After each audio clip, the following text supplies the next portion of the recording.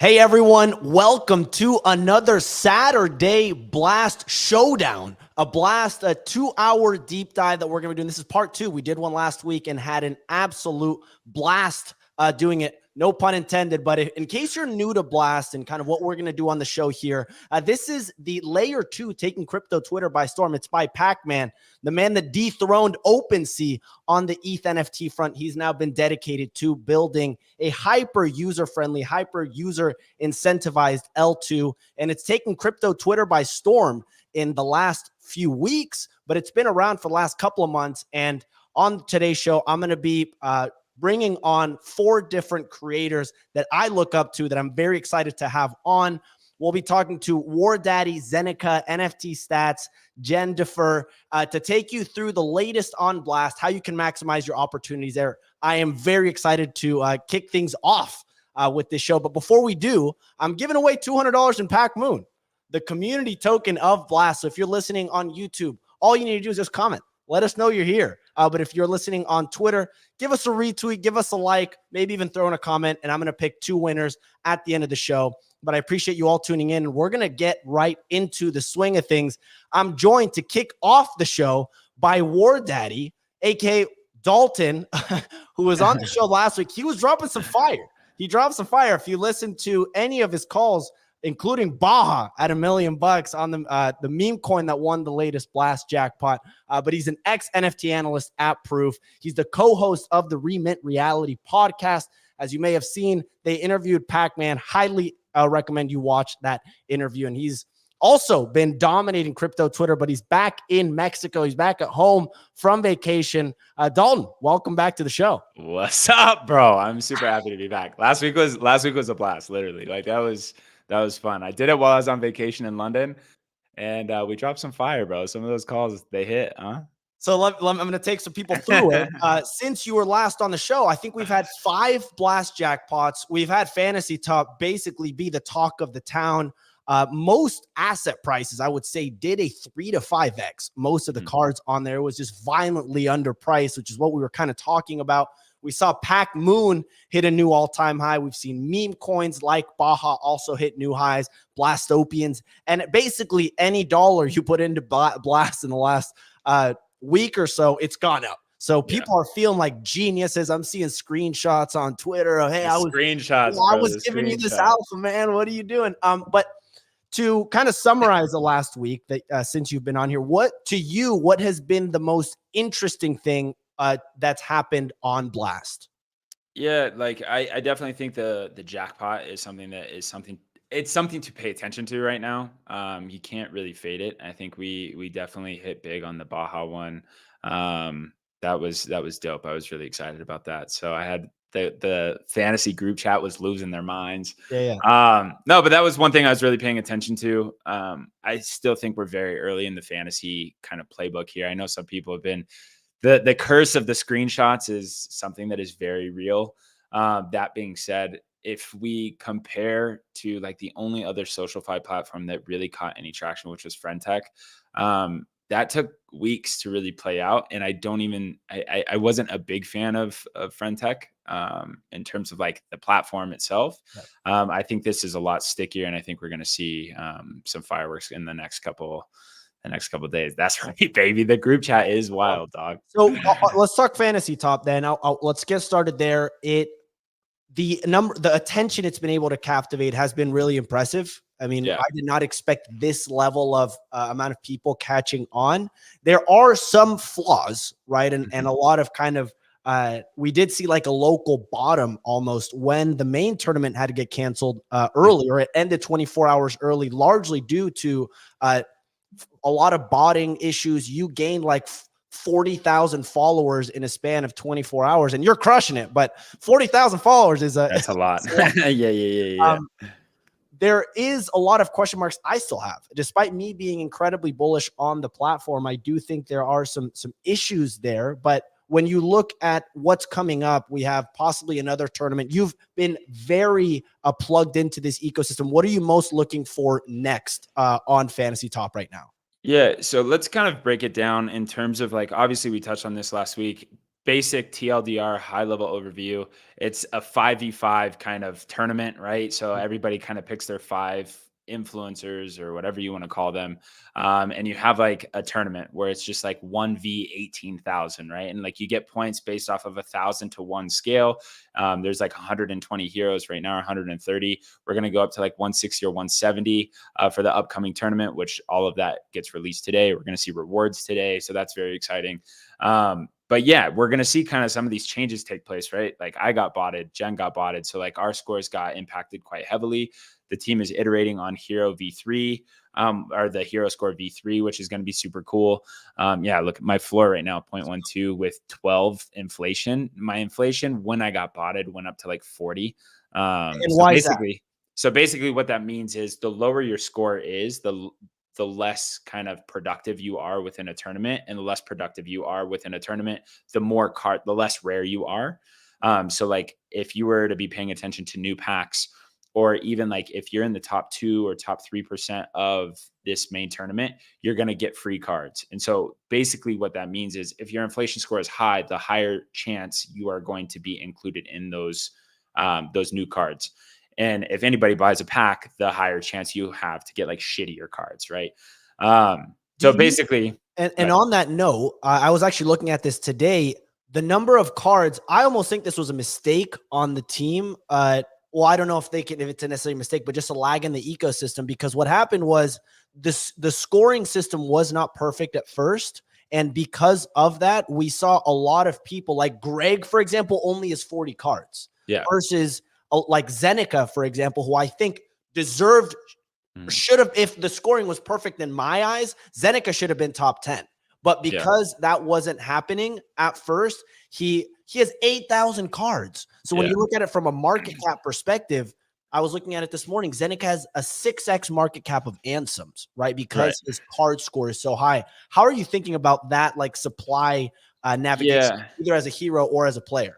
So I think I agree with you on face value, right? But at the same time, I think that we're kind of missing the point of, how do I want to say this?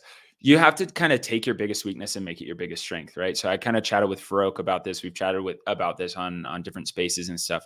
I think, yes, it is a weakness because your market cap is higher. But that being said, I think the more cards you have, it's a superpower.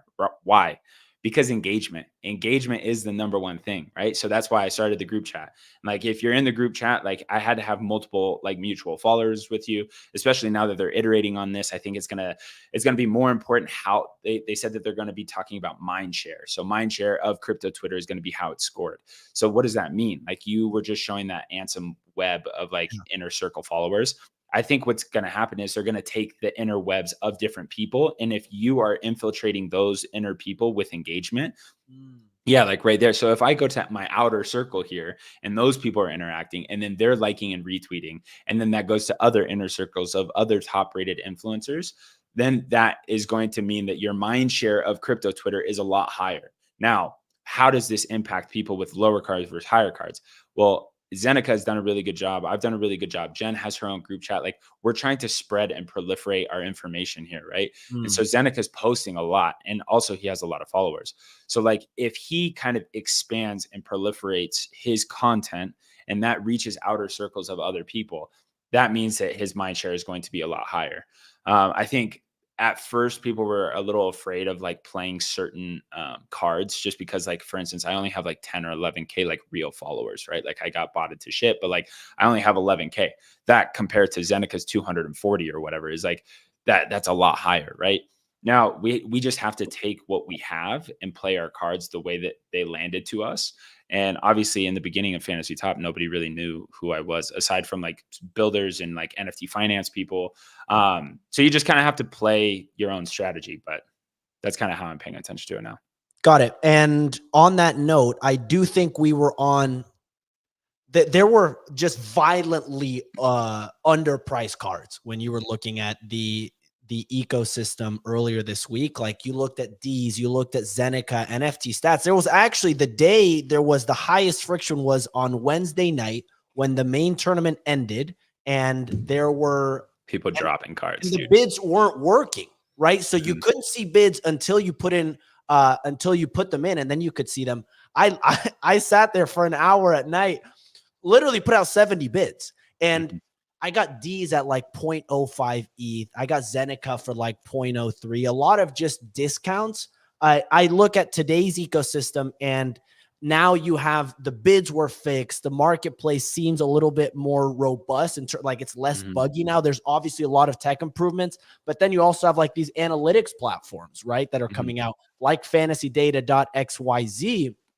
Do you still feel like there is this uncrowded or violently like massive opportunity with Fantasy Top? Or like, I guess if someone's still in the outside looking in, where do you think they should maybe start trying to get like used to navigating this platform? Because to buy a pack, you got to spend 0.4 ETH, right? And I think it is way harder. One of the issues that Fantasy Top might be dealing with is the fact that for a newbie to enter the ecosystem right now, they're paying 4 or 5x what we were paying last week. So it's a different type of a landscape. So a couple things to touch on here, right? First thing is the Blast Gold distribution that just hit, right? So that was like a huge win for Fantasy. They got 2.2 million Blast Gold. That's massive. Okay. The new cards, right? You're touching on like the VRGDA system. The packs are going to get more expensive with more demand. Okay. So like that is just how it's going to play out. I think that the arbitrage here between like you could build a deck, like the shittiest deck for less than 0.05, right? Like, so you could buy, if you're throwing bids, you could probably build it for like 0.03 because like some of these are really shitty cards that haven't done anything. So like if you have 0.03 and you're building a shitty deck, like, are you going to win anything? No, but like you could still get in. Now, if you have like this 0.4, and I think that that's going to increase to over an ETH within the next week or week and a half. Really? Yeah. And I'll explain my thought process here. So if the arbitrage between like a really shitty deck and a pack is quite big, like 0.03 to 0.4 right now, I think that we close that gap a little bit. Now they're going to have to figure out like how to either like, I think we should have promotion relegation of heroes. Like, I think that we should reward heroes that are participating and doing a good job. And we should drop heroes that aren't doing anything. Like if they're not doing anything, get the fuck out. Because it's just dead space, right? So like we can incentivize the people that are doing a good job and get rid of the people that aren't doing anything. So I think that they will iterate on that. The fantasy team isn't stupid. Like they've been iterating quite fast. So I think that that's kind of what's going to be coming. Now, why do I think that packs are going to go to over an ETH, and how do I think this plays out? If you are paying attention to cards, okay, in the entire ecosystem, as of like yesterday, it was like 201,000 cards. If there were the amount of people that have a wallet on Fantasy is like 39,000 or something like that. Now, active users in the last week, it's only 22K, right? So active users in the last week, 21,500 people. If we were to run one tournament, let's say 20,000 for easy math, 20,000 wallets that want to enter a main tournament with minimum 5 cards in their deck because they need to have 5 cards to play. That's 100,000. I have 60 cards, maybe 70 cards, right? So like, and Zeneca has like 600. So like there's not enough liquidity here. There's not enough supply for people to buy cards. So that's why packs are going to inflate. Now that's one tournament, fam. What happens if there's 2 tournaments at the same time? If there's 2 tournaments at the same time, you're going to need, just if 20,000 people play, you're going to need 200,000 cards. There's only 201,000 right now in the entire ecosystem. So like, would you rather buy a Barack Kiramo or whatever the dude's name is, or would you rather buy a pack? And you're like, well, fuck, like, you don't know. So then like these common cards, and like, dude, what if we run a commons only tournament? There's only like 70,000 commons only because like people are like upgrading and upgrading. So like, there's going to be a supply crunch at some point. And like, I know that Travis has thought about this because he's tweeted about it. He's like, I don't think it's time for the supply crunch, because what happens when we get to 50,000 active wallets in the last week? They got 2.2 million Blast Gold. They run a huge fucking like tournament with like huge kickbacks and say like, all right, 5,000 Blast Gold to the winner, right? And then everybody starts coming in. You have 50,000 active wallets. I don't know. The supply crunch will get real. Do you think, I personally was actually disappointed a little bit by maybe I'm spoiled. Maybe I've tell me if I'm crazy, but I was actually a little bit disappointed by the reward structure of the last tournament. 200,000 gold. Again, it's not like it's still a lot, but only 50 ETH. I was maybe thinking that for the next one, they have to ramp up the rewards to try to create something, a dynamic which makes people participate. What happened in my last tournament was I actually felt like I shouldn't have participated because a lot of the cards that I used to enter the tournament were the ones that I felt were violently undervalued. And then they did a 3x. So I was like, oh, I would have rather sold into it. There's also this dynamic of the supply crunch. Then you can sell into it as a trader if you don't participate. Yeah. Right. So there is that back and forth of how do you also incentivize people to participate, or do you feel like everyone's going to try to participate no matter what how good or bad the rewards are? Yeah. And I think that you have to take your strategy here, right? Like it becomes like a very, how do I want to say this? Like you have the commons only tournaments, right? And you could build a solid common only deck for like 0.5 ETH. Like, and I'm saying like solid. Like you're going to be ranking in the top 100, 200 people with that 0.5 ETH deck. So like what happens if there's a common only tournament that has 200,000 blast gold? Like, dude, that would get a lot of people to FOMO in, right? And then these guys that have built a solid deck of epics and legendaries can't partake, and they spent 30, 40 ETH on that, and they're going to have to go buy common onlys. Right. And I'm like, dude, that would be insane to me, right? And so like, if that is the next main tournament and it's commons only, then all these people are going to start sweeping, and then they can start thinking about the gamification here. Then also yesterday, Kippet was on the fantasy show, the spaces that they ran. And one of the things that really stuck out to me is like, what happens when people start building on top of fantasy? What happens when like there's like a gambling site that like allows you to bet on players without actually holding cards, right? Like you could just speculate, or you could have a 0.1 ETH buy-in tournament or something like that, where like the spectators can be like, holy shit, like these people threw 0.5 ETH in here, and like 1,000 people did it. Like I would throw 0.5 ETH to partake in like the top 100 people of this kind of, you know what I'm saying? Like there's so many different ways that you can kind of play this. So I think we're very, very early in this process.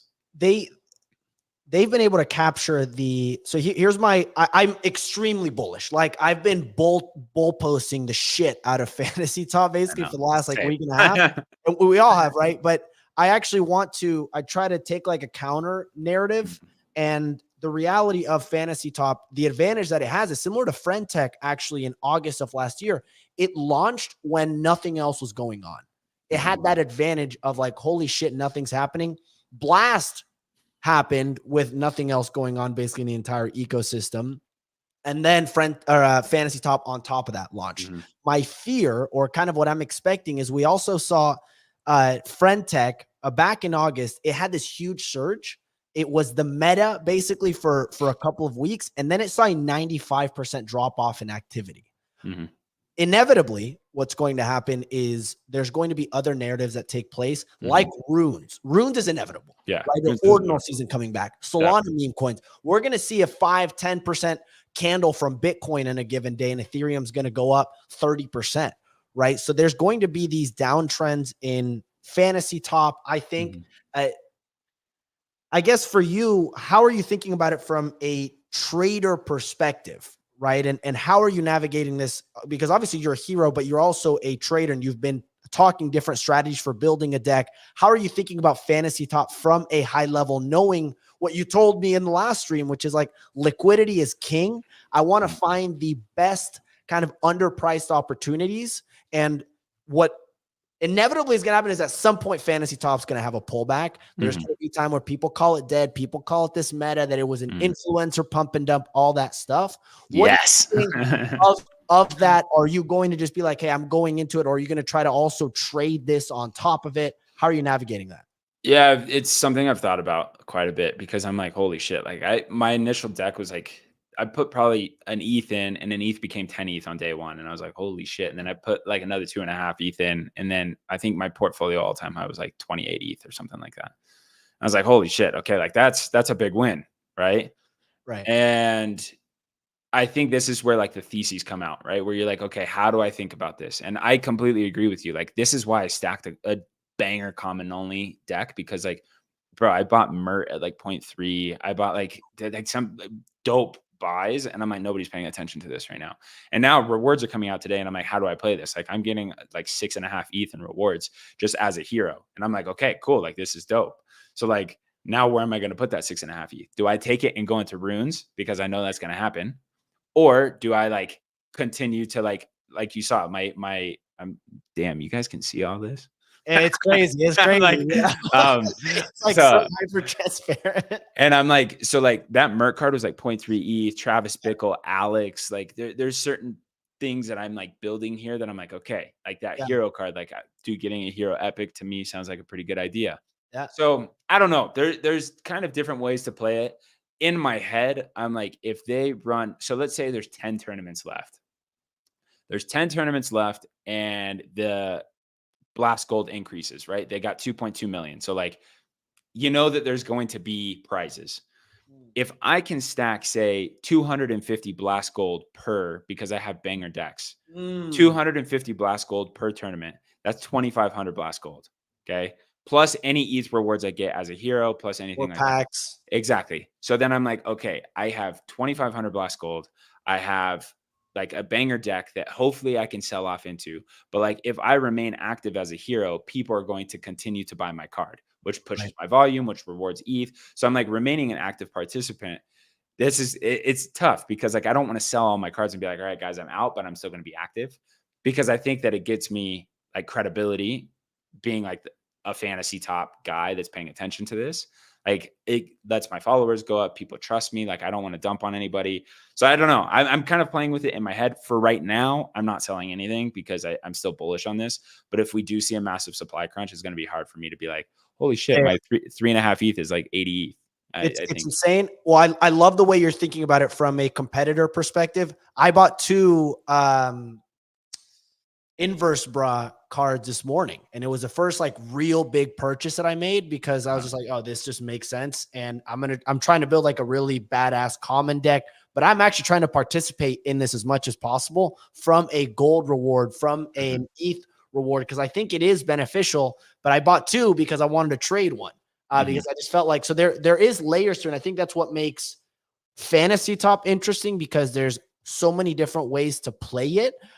There's also upside for you as a creator to be very locked into this as a hero, but also just like as a general creator and what you're trying to build in this space. It is beneficial for you to have skin in this game and to maintain kind of this relevancy within this ecosystem. I want to zoom out of fantasy top. I could literally talk to you about this all day, but we have Zeneca on next, and I also want to talk fantasy. I got to talk to Zeneca yesterday. It was really fun. That was a good chat. No, it's awesome, but I don't want this to be, this is like, yo, only fantasy talk, because I could talk about fantasy talk for hours, but I do want to zoom out a little bit on Blast, because you did share a really good perspective last week, both on the Blast Jackpot perspective, on different opportunities. We also saw the latest Blast Gold distribution. Fantasy Top was number 2 behind Thruster, but Thruster got 2.6 million gold. Fantasy Top got 2.2. District 1, 1.4 million.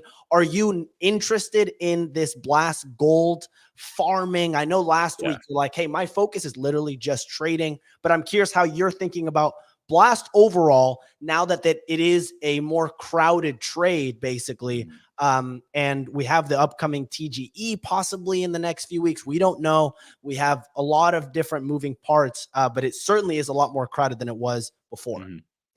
Yeah.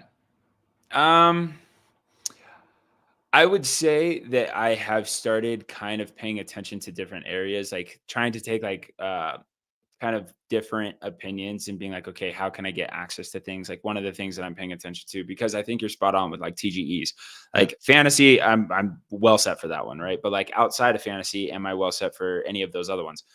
I think one of the things that we saw previously in the ETH ecosystem and on Solana as well was like these airdrops to NFT collections, right? The only ones that really make sense to me would be like Blastopians would be one that could potentially get something for being like a badass like PFP collection on Blast. But I was like, okay, I'm going to take a step back, and I'm like, Wassies were like a big one back in the day, right? Like people are like, okay, like this is going to be really obvious in hindsight. And so like I started paying attention to Wassies, and I have one. I might scoop a few more just because I'm like, okay, I don't know, like them at 0.5. I'm like, that makes sense to me. And are you saying this because I had the same thesis back in February, because I thought that Blur was going to launch on Blast on day one, which ended up not being right. But I was like, okay, Loondart is so plugged into the Blast ecosystem. I wouldn't be surprised if They got Awasi's kickbacks. bridge to Blast. Yeah. Because we still have that aspect of it. NFTs still feel like, and I want to let you keep going, but NFTs do feel underpriced, because Blastopians are pretty much the only like one with a like a really solid team, and they're at a 0.3 ETH floor. But I'm thinking of real builders that have been around for 2 years and know how to do this, like play this game. What happens if they bridge to Blast? So anyways, keep going. Yeah. Dude, Jenn and I talked about this the other day, because I was just like, dude, like, why the fuck would I buy NFTs? Like, why? I don't see the point, especially when you're talking about like the second biggest meme coin is at like 3 million market cap. I'm like, dude, the upside there is just so much more, and it's so easy. It's so much easier to buy. And also the other thing to look at is, if you have Blur up, if you check any of the top Blast native collections, look at the fucking bid volume on that. It's just getting farmed to fuck. And so like, to me, these guys are taking on so much supply. Yeah. Like, even if you were to click on Blastopians, you could sell like 5x the entire supply into bids. Not right now. Like right now, you could sell what? So see, there you go. If you go to another collection, you're going to see like, yesterday I saw like 8,000 bid volume.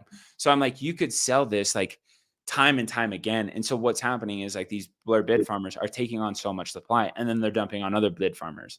And I like that. What is that chart, bro? Like, I just don't even understand. Like these guys are just like dumping on each other between 0.16 and 0.17. Yeah. And so it's just, it's stupid to me. Like, I don't really like that. And I don't see the upside of that. So for me personally, I'm paying attention to like Cambria, for instance. I think there's some other really decent farms. Kettle and Colony, dude. Kettle got fucking like 300,000 blast gold. Colony has like 200,000 blast gold. I'm like, dude, those are so obvious and nobody's using them. So like, shout out Kettle team, shout out Colony team. I'm close with both those teams. Like, I think that those are solid places to pay attention to. Cambria is another one that I'd be paying attention to. So if you're looking to farm blast gold with low kind of liquidity, I think paying attention to those areas and trying to win big over there would be smart. The Blast NFTs, I would actually kick back a little bit on that. I would buy I don't know what NFT I would buy here, but I want to operate under the prediction that what happens if Pac-Man at the end of season 3 rewards for Blur restructures the entire incentive process. So it's not you're incentivized to literally lose money basically by bidding and then dumping it as fast as possible, but instead for holding it. The first time we saw that was with this Jackpot, right? And he has hinted, I mean, he talked about it in the podcast you did with Jenn, where he's like, I want to incentivize people to hold NFTs, because right now what you're actually doing, if you buy an NFT on Blast, you're sacrificing that 5% yield, right? There's that opportunity cost. You can't do anything with your NFTs. And we've talked about, that's been the narrative for so long of like, what do I do with this? And I think Pac-Man may crack the nut on that, or he might attempt to with incentives and with what he's been able to build. Do you feel like that happens? You've also talked about incentivized bridging to Blast. We saw Machi come up with a version of that. So the tech's definitely possible. Do you feel like that happens anytime soon? Yeah, no, I agree with you 100%. I said it the other day on one of the spaces. I was like, until they switch incentives for NFTs, I'm not interested in NFTs. And like, I'm not going to be the person to sit here and be like, oh yeah, I'm going to like put over an ETH or 2 ETH that like my 2 ETH turned to fucking 28 ETH on fantasy. Like those are NFTs, and those NFTs have value, right? Yeah. So I'm interested in those NFTs. I'm not interested in other NFTs right now. The risk is too high, you're saying? No, it's just like, I would rather bet on meme coins or something like that and like really get exposure to what could be a 10, 20x instead of like getting farmed to fuck. So, okay. I can't, we're 30 minutes in already. Before we wrap, anything else that sticks out to you that you feel like is very important for people listening that are interested in Blast, that are looking to either learn more or get exposure or something? Do you feel like there's any other opportunities? Pacmoon had another week of it, won another jackpot. They're crushing it. Like, anything else stick out to you that you feel like people should know about as they prep for another week in this Blast ecosystem? Yeah, I would just say pay attention, man. Like education is king. You need to pay your tuition, right? Like not everything is going to work out, but if you're paying attention to creators like myself, like yourself, taking in all of the information that's out there, like all the stuff that's being built in terms of fantasy data is like really fucking interesting, and like you can outwork people. Like end of the day, you can. 100%. 100%. You're getting me fired up, and I want to bring Zeneca on, but real quick, like it's people are. We were talking about this last week, and Legendary also brought up is like a lot of people are lazy as shit. Yeah. And what I really like about Blast that I struggled with before is that with like meme coins, for example, you're almost not incentivized to like do research. It's like that's what I struggle with is like I need to be more of a dumbass and like, don't take profits and literally just yeet my Solana into like Nubcat. And like I'm taking profits. People are calling me an idiot for selling this thing at like 7 It was insane. Versus here, I can actually have some sort of logic within an ecosystem to specialize, and you make money. Like you've seen it time and time again within the Blast ecosystem, which what I enjoy. With that being said, so anyways, I'll let you finish your thought on that. Yeah, bro. No, but thank you, dude. This is always super fun. Zeneca, I'll give you the spotlight. But today, if any Latinos that are listening, we do have the Spanish podcast or the Spanish spaces that we're throwing in like, I think 2 hours, 3 hours. So if you're around, Clemente, if you're around, we'll chat it up in Espanol, and that's that. So I'm fucking pumped for that. So that's that. We're trying to democratize the information. I feel like a lot of the information is in English. So I want to start that initiative. So absolutely. I'll try to tune in. I'm playing a little bit of pickleball later today, but there we go, bro. I'll be on there. Well, right, thank you so much, Dalton. Really appreciate it. Make sure to follow him at Wardaddy Capital on X. Follow Remit Reality, the podcast he's co-hosting. Blowing up, baby. It's blowing up. Let's go. You guys are crushing it. I'm very excited to see what happens there. But again, Dalton, thanks so much for joining. Thanks, hopefully we do this another time and appreciate it. Of course. All right. So that was Wardaddy coming on, both a fantasy top hero, a creator dominating on Blast, kind of giving his rundown from a trader's perspective. Really great to have him on the show one more time. Next, I'm very excited for this one, is Zeneca. He is the founder of Zen Academy. He's an OG NFTs, a class of 2021, I would call it, from NFTs. He was one of the first follows I ever made back in the day when I joined. He's a badass trader, a writer, crushing Twitter right now, has historically been very good at pushing really good, well thought out written content. I highly recommend reading his latest newsletter that he put out on all things fantasy top. It's literally everything you need to know, and it's zeneca33.substack.com. Zeneca, welcome to the show. Thanks for joining, man. Thanks for having me. Yeah, good to be here. I was listening to your conversation with Wardaddy, and it was getting me fired up too. I love Blast, I love fantasy, so happy to chat about it. Absolutely. So I read your newsletter twice about Fantasy Top. I thought it was very insightful. You've said, and not to hype it up too much because we have been very pro Fantasy Top, but you said that you haven't been this excited about something since 2021. And this is coming from someone you wrote about Friend Tech and the upside that it had and the limitation that it had. You've also were around for Top Shot, and we saw the massive rise that saw, but then the downfall that it had when it got diluted. And then you also talked about Farcaster. You've been plugged in there. So you've been tracking SocialFi for quite some time. You've been around the space. You're a very insightful trader, which is why I'm very excited to hear your perspective on Fantasy Top from a high level. What is it about it that is gets you so excited, both as a creator and a hero, but also as a trader? In a single word, fun. I think there's something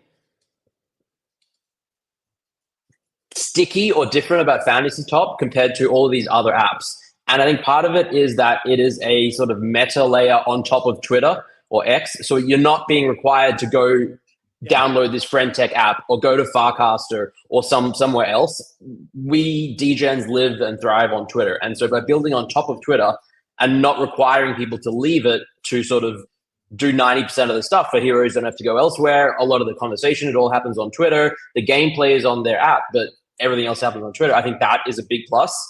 And then I think they've just figured out a way to make a fun and compelling and interesting and strategic game with so many different layers. You have the heroes that are playing and they have their own strategies for content creation and getting engagement and things like that for those that are leaning into it. You have the people that are building their decks and submitting teams and then competing against others in tournaments. You have the traders, the people that are playing the marketplace and trying to flip and arbitrage and trying to make money that way. And it's just fun. And, most of these other apps that had like a friend tech moment were money first and everything else second. Everyone was there to make money. And I'm not saying everyone is not in fantasy top to make money, because people are, and that's the driving force in all of crypto is people want to make money. But I think they've got a stronger fun component than anything else I've seen maybe at all in this space for the years that I've been here. And that just to me gets me very, very excited. And I want to talk strategy a little bit within the trading ecosystem, within that, just as a player in Fantasy Top. Earlier this week, well, you bought, what was it, like 500 common cards right before the Blast Jackpot, which was freaking genius. You've historically also said that buying a common is way better than buying a rarer card or an epic. Like, don't upgrade it. Those are just kind of some general kind of mindsets that you're thinking about. But we went through this time, literally the last 7 days, where everything was, I felt like, violently underpriced with a lot of different mechanics. And you were kind of predicting the fact that the scoring for the hero score was off, right? And I looked at your card in particular, and I was talking about it with Easy. I'm like, dude, Zeneca, how the hell is he at like 0.02 is common? Like, what are we talking about here? Let's buy the shit out. Easy bought like 25 year cards. But the problem with that, and what we were talking about with Wardaddy earlier, was that initially the way the supply of cards works out over time is that the worse your performance as a hero, the more cards that get minted over time, right? So what happened with you is, despite me arguing that in a fully calibrated, perfect hero scoring ecosystem, that's who's on top of mind on crypto Twitter, you would be at least top 10. Yet there's 8,000 of your cards. So me being hypercritical, there's obviously pros and cons to having a higher supply, but I'm looking at it from a market cap perspective. What I felt was interesting was your market cap is like 7x higher than Ansem's, because you have 8,000 cards, right? And Ansem has like 50 or something. I guess, how are you navigating? How are you thinking about this supply difference? Because that's the only thing right now where I feel like there's still a large discrepancy, and people aren't really pricing this in. Everything else, I'm like, okay, Zeneca was violently undersold. Now he's like properly priced in. I don't feel like, other than, and that's why I bought an inverse bra today. I was like, okay, this guy was top 5 in views in the last 7 days on Twitter. There's a very small amount. I don't know. It's like 200 cards. Look at it. Couple hundred cards, and he had a 0.4 ETH floor, right? So there's going to be a large amount of people that want to play him. And within that, there's only a limited amount. So you're not going to be able to see too many people having him in his deck. So that's the way I was thinking about it. That's the opportunity that I feel is massive right now in the ecosystem, is literally going to the latest analytics platform, figuring out who has a mix of really good at Twitter, a really good performer, small supply, and is relatively cheap, under 0.5 ETH, which is why I made that play. But I'm curious how you're thinking about this kind of supply difference that I think is still an evolving scenario in Fantasy Top. Yeah, a lot of layers to that. I think I'll start by talking about the initial supply distribution. I was ranked very lowly, and it's very kind of you to say that you think I should be in the top 10, but I don't think I should have been at the beginning. I think since the game has started, I've started tweeting 50 times more than I was in the previous few months. I never left. I was always here. I tweeted every day, but I never sort of was consciously trying to get a lot of engagement or create a lot of content. Now I am. And so my rank has increased in conjunction with the change of this algorithm that they're promising is going to stop punishing these older 2021 accounts with a lot of dead followers. So I think the way I look at it is it is what it is. And it creates this interesting strategic dynamic in so many different levels. For instance, you get 20,000 people playing a tournament. If there's only 40 Greg cards, there's only 40 people that can play a Greg card. Or if there's only 2 inverse Ra cards, that, you could, sometimes in fantasy, there's like players that are just the best and like you just want to have them in your deck. But if everyone plays the same players, you're not going to get ahead of them. So you need to find someone that might be a little contrarian, maybe rare, other people don't have it, that can still put up good numbers. And that's where I think the supply dynamics come into play. In terms of market cap, it's just interesting and crazy to hear it like that. There's also the burn mechanics, right? So I think 8,000 odd of my cards were minted. I actually don't know how many are left as commons, how many people have upgraded to rare, epic, legendary. It's possible that I'm down to like 5,000 cards, or even less, but most of them, which is still a lot, but most of them are the more rare tier cards. And then, what was the last thing I was going to say? Yeah, we're going to see this, ebb and flow over time. Ansem might go on a month-long vacation and not tweet. I doubt that's happening anytime soon. But, for instance, anyone could do that, or whatever happens in their demand goes down, and then people start ripping packs, and their supply starts increasing and changes it. It's what makes it so interesting to me is you always have to be forward thinking, and there's so many different metrics to think about. It's how the individual heroes might perform, how the team might change and update the algorithm, how new heroes entering the game might impact everything, different tournament types. I mean, I'm a lifelong gamer. I love games. My entire life is game. And I love this because it's a strategic game. It's like chess mixed with, fantasy sports mixed with so many other things, which is so fun. Poker tournaments. There's so many different layers. It's the first time I've felt both early to something and that I've had an advantage in the ecosystem, given I've hyper focused on just Twitter analytics, what makes someone good at Twitter versus not.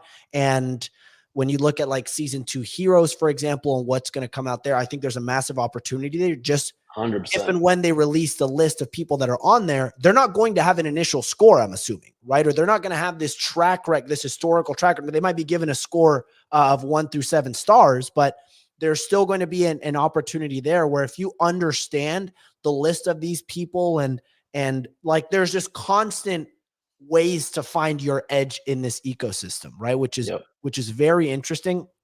We also have the other dynamic of new entrants coming into this ecosystem. Like if you and I were talking last week, you can easily make the argument of just like, hey, this is something that's just going to go up. Like a no-brainer right now. A player for 0.003 ETH was just a no-brainer, right? Yeah. Is there anything right now where you feel like in the fantasy top ecosystem is a no-brainer to you? Is this really interesting opportunity? You mentioned, obviously, you made the comments trade. You also mentioned in your newsletter there's a smart contract function that allows for the burning of 15 common cards for a new card. That's also interesting. Like, how are you navigating this strategy from strictly just a trading perspective, what you feel like the opportunities are in this ecosystem for the next 7 days or so? I think the biggest opportunity, like you mentioned, is going to be when these new heroes drop and look for like mispricings, look for arbitrage situations there. Do some research now in advance. And, we have some idea of some of the heroes that were dropping. They mentioned it on that Twitter space show that they did. I also think that there are still a bunch of mispriced heroes. The interesting thing with fantasy and with so much in crypto, NFTs, art blocks back in the day, Top Shot, is usually you can say that either a bunch of cards or certain cards are grossly undervalued or everything is overvalued. Mm-hmm. And I don't think we're at the point yet where everything is overvalued. We'll get to that point. That's how markets work. That's how supply and dynamic and attention works. When we hit peak hype, and there'll be a blow off top, and things will come crashing down, and it will correct. And then if the game survives, things will stay on and keep going. I think we're still in the first innings of this. It's very early. We've still got Blast Gold. Just there's so much of it to go around. I think the next few weeks are. I hesitate to say it, but I think it's very bullish still. I don't think it's obviously not as good as it was a week ago, where you just buy all the commons for 0.003 and 10x. But if we assume that there's a reasonably high chance that we're going to get another Blast Jackpot drop, We know that they've got 2.5 to 3 million gold to give out in tournaments. We know that you're getting fan points, and it seems highly likely that they're going to have their own native token airdrop, and how that is distributed is still unknown. I think all these make the downside risk of buying the cheaper cards very, very low. And my overall strategy, I have like almost 600 cards, and 433 of them are like the cards that are currently like 0.01, like basically the floor of the floor. I'm just buying them up because you never know when the algorithm is going to change. You never know when one of the heroes decides, hey, I'm going to step it up and start tweeting more and engage and lean in. I'm coming back from vacation. I'm doing this, that, the other. You never know when burn mechanics get implemented. And so to me, the highest ROI play in general is just buying floors or relative floors. And if you find someone that you think is undervalued because of their metrics and they're near the floor, that's just a massive win. And I think the opportunity there 2 or 3 days ago was when the team basically said that we're going to change the way the algorithm works and stop punishing these older 2021 accounts. And so your Lupifies, your G Money, your for Rogue, your types of people are going to be getting a higher, I guess, point score in the new system. Now, I think some people took that at face value and didn't do any more thinking, and instead just bought anyone who had a big following from then. But there are certain accounts who are just clearly not interested in playing the game. They've got companies to run, they're busy. And so I think, to me, the most important factor is the hero you're buying interested in the game? Are they excited by the game? Are they playing? Are they building their own decks? Do they understand how it works? Because I think those are the people that are just going to be working harder to intentionally up their score. And that's probably where the opportunity lies. I agree wholeheartedly with that. I've been trying to buy more fantasy hero aligned heroes, right? And that's kind of what you were saying. I wasn't around for Top Shot, and the thing I wasn't either, actually. I was just coming in as Top Shot was, so like I didn't actually buy cards, but I was around when everyone was talking about buying cards and then the crash. Yeah, and I think what you have really good experience with and perspective that I still need to work on is what I've found that I'm good at is building theses, getting in relatively early. But what I struggle with is when I'm bullish on something and identifying signals or knowing when to take profits or sell, right? And obviously I struggle with that as well. And with that being said, like when you think about Fantasy Top, obviously you were saying the next few weeks, the next month are going to be probably very profitable. If probably not everything's going to go up, right? But yeah, there's still massive opportunities. We're still early in this, but inevitably there are ebbs and flows. This is an attention game. I think the team is very good at gathering attention, maintaining it, and there's this dynamic of having your heroes. These guys are basically your advocates, right? With everything going on, which is also very interesting. So there's all these layers where the attention over time actually that these guys are going to be able to hold, I think is going to be higher, but inevitably there are other metas that are going to pop up, right? Like I was talking to Wardaddy with like runes, with ordinals, with Solana meme coins. We're just going to have days or weeks where Bitcoin pumps 10%, right? And Ethereum then goes up and goes 15%, like all these different things where there will be like ebbs and flows. As a capital deployer, you're obviously up right now. Are there any moments where you're going to try to identify to be taking profits? Like, I guess, do you have a strategy that you've thought out there where you're like, okay, this is getting a little too euphoric. Let's take it easy here. So I always recommend other people have a strategy. Whenever you buy something, it's good to have an exit plan, because once you get, if you don't have that, when you get to that euphoric point, it's very hard to sell. I don't have a strategy. I'm very much do as I say, not as I do. But I think that it is very much in the back of my mind because I've round tripped so much in the last cycle. I know what it's like to be so excited by something, to have so much conviction, to be so bullish, to see things go up and then keep going up and beyond any sort of thing. And then at some point it just crashes 90%. I don't know if we're going to crash 90%, 50%. There will absolutely be a crash at some point. The crazy part about this space is, we can go up 20x from here before we crash 90%. And so there's a risk in selling too early as well. one of my strategies that I have kind of stuck with overall in the last few years is when it is possible, buy multiples, because especially with NFTs, because you can, if you buy 3 of a card, then it pumps and does a 2, 3, 4x. You can sell 1 of them or sell 2 of them. Then you've got profit. Then you've made your money back and you're kind of free rolling the rest. It's not always feasible with the supply dynamics of this game, but that's one thing I keep in mind. The other is, you do want to watch attention. I think it gets very interesting with this particular game because it is, again, built on top of Twitter.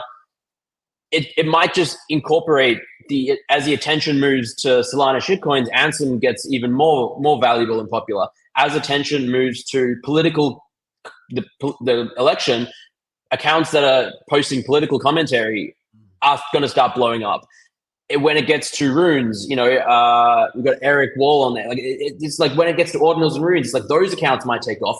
And so I think that the challenge and the, I guess, goal for Fantasy Top as the team, but also the community is, can a core community of players form who love playing the game so that even if/when prices have a drawback, they're still excitedly playing because the game is interesting. That I think is still TBD.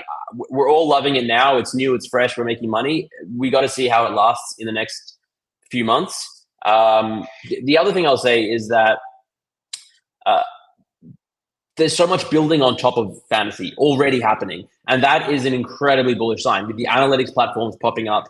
Andy just put out a tweet today saying, hey, for IKB, what if we incorporate like these week-long salary cap tournaments, like regular fantasy sports where you can build your own team and basically bet on them in a different way. The team themselves are announcing hackathons for people to build little things on top. I think that creates a robust ecosystem. And I saw a tweet, I can't remember who said it a few days ago, and they were like, this is a really great sign. The really bullish thing is when people start creating podcasts around fantasy. If we see a Fantasy Top specific podcast pop up, that's to me a really, really bullish sign. And then the last thing I'll say is you want to watch when the incentives. We have Blast Gold coming in now. There's the fan token ahead of us. Around those events, it's probably when people are peak hype. There's a token drop coming. Pre that is probably when you want to start de-risking, and then just try and have some sort of a strategy.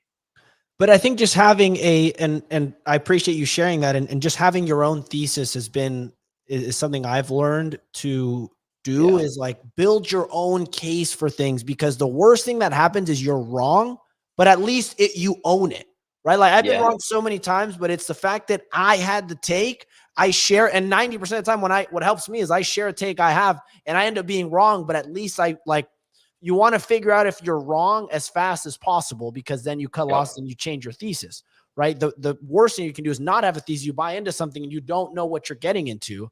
I love what you said about the very interesting, this meta of like right now it's Fantasy Top meta, but even if we move into runes, you can play that within the Fantasy Top because it's built on top of Twitter. So making a play, like I was very bullish on Eric Wall, basically betting on like, hey, if and when we have runes, if and when Taproot Wizards come out and these guys go on an announcement spree, I've seen Eric Wall literally get millions of impressions in like 3 days because he's highly controversial. He knows how to get attention, basically finding people that know how to command attention in a given ecosystem. Ryan Selkis, fantastic buy for the political buy.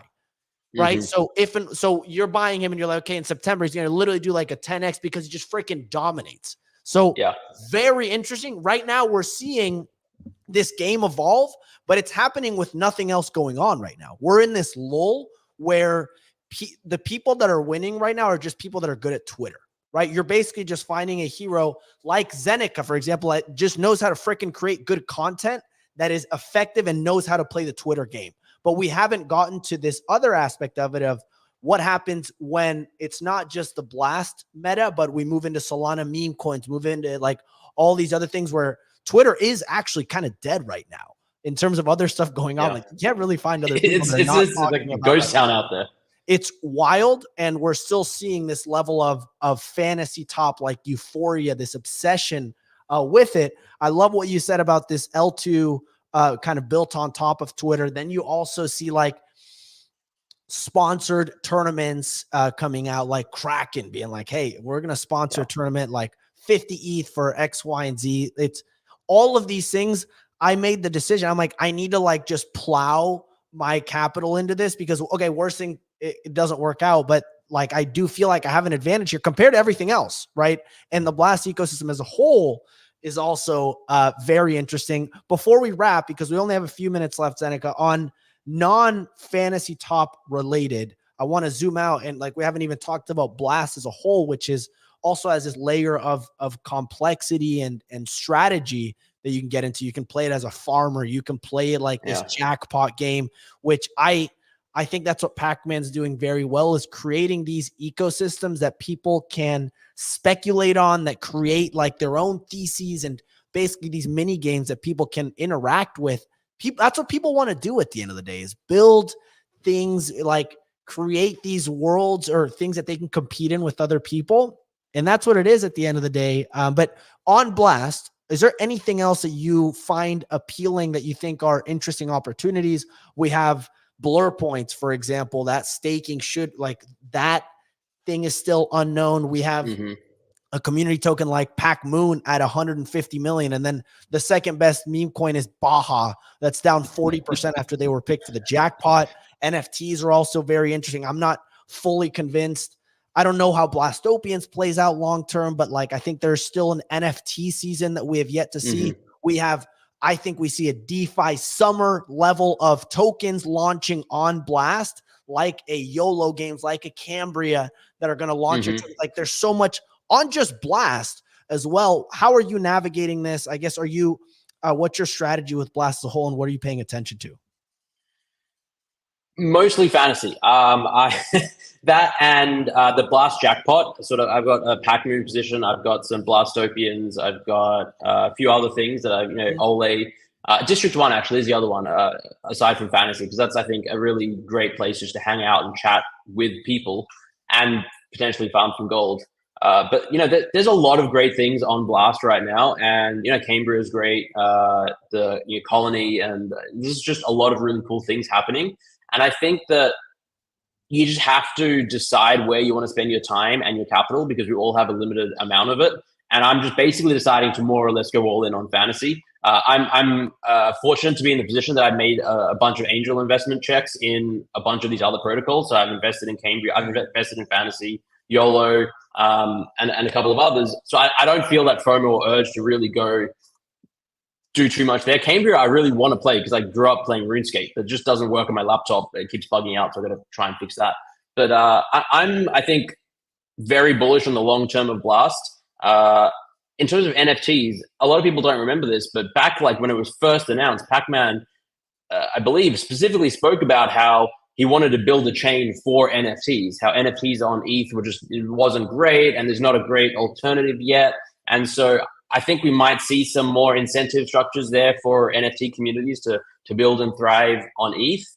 And the other thing that I found super interesting was the podcast interview he did with Wardaddy and Jenn, when he was talking about like basically turning it into the Robin Hood of blockchain by this native yield. Let's say a DEX has $100 million TVL. All of a sudden, they don't need to charge users to swap, and you can just you get this leg up on every other chain, every other DEX, at least so far, where you can offer things for free to the end user by making your money off this native yield. And I think that makes me very bullish. And along with the fact that he is just the clear mastermind wizard of incentive structures and understanding human psychology and gambling and gaming. And on the gaming point, you mentioned how, there's this gamified element of, do you play the Blast Jackpot game? Which deck do you put in? Do you do blur staking? Humans love games. Like 90% of us play games, like in some capacity or another. There's mobile games, there's board games, there's card games. We've been playing games for as long as we've ever lived. And the world is waking up. Like, you can turn Netflix on, and they have like a game section in Netflix now for some weird reason. Every app now is just introducing games. Your fridge will probably have games soon, because we just love games. And Pacman is gamifying the entire Blast and Blur ecosystems. And then there are games on top of that with Fantasy Top and other things. So as a gamer, I'm just loving the games, following the games, and trying to ride this wave out. Absolutely. And the last thing I'll say on that note, and that game piece is interesting. I think the NFT ecosystem is still so underdeveloped. I was disappointed actually.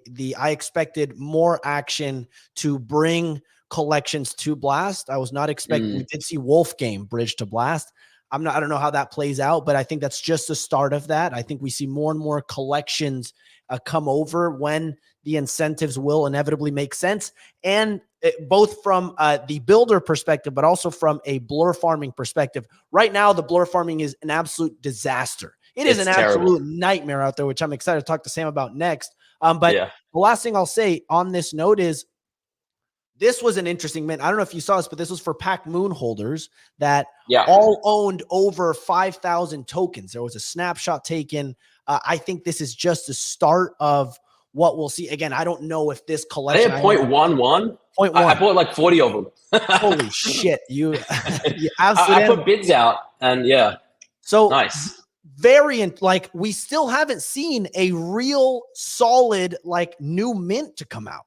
Right. Like I think the market is very hungry for these types of mints. And then when you look at the massive rise that can come from it, I thought Pacmoon would actually come out with a launch pad with when you launch Blur. I think he might still do it, but like partner up with 2 or 3 collections that are going to kind of to what a Paradigm did with Art Gobblers, which is what led to the big adoption of Blur initially. Was the Art Gobblers, you could trade them on Blur for 0% fees, and that led to I remember that. And they had the trading volume that just blew everyone else out of the water. It was insane. And that was so stupid. What led to the Blur kind of inevitably taking over. So when you look at Blast taking over as an L2, there is so much work that he has yet to do here. And I think the next couple of weeks are very important. But Zeneca, thank you so much for joining.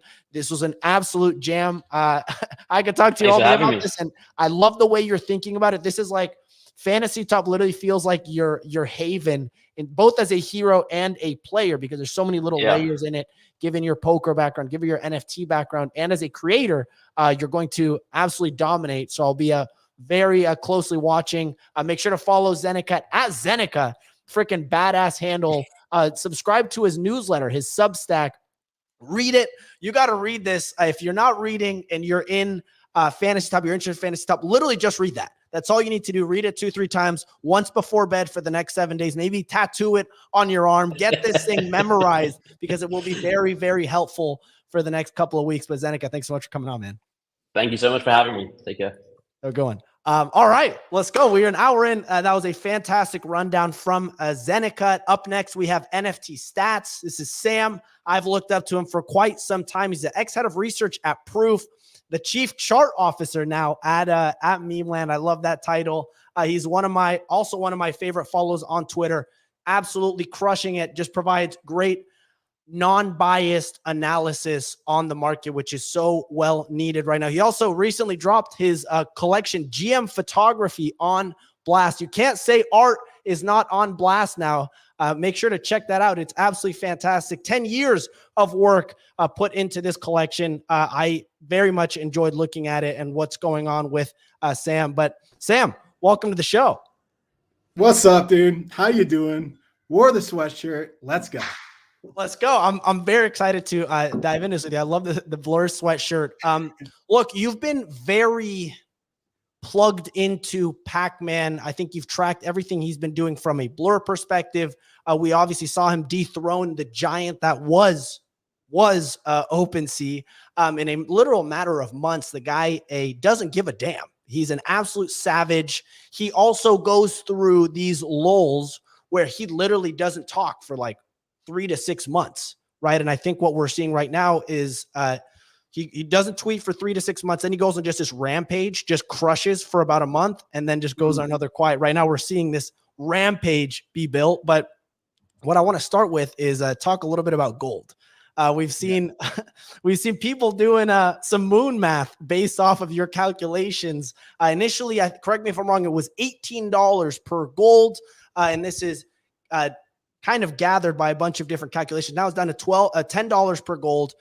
You so far have predicted the right supply of it. But I'm curious right now, if you're looking at the Blast Gold ecosystem, the current price of $10, how did you calculate that? Can you explain it to people that are listening?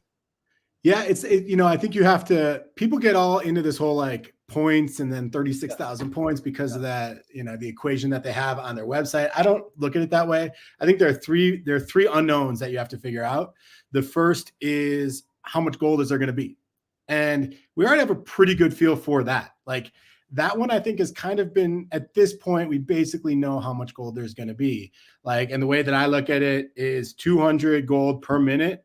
As for Jackpot coming, like that's just what the ticker does. I've just literally get a stopwatch out and count.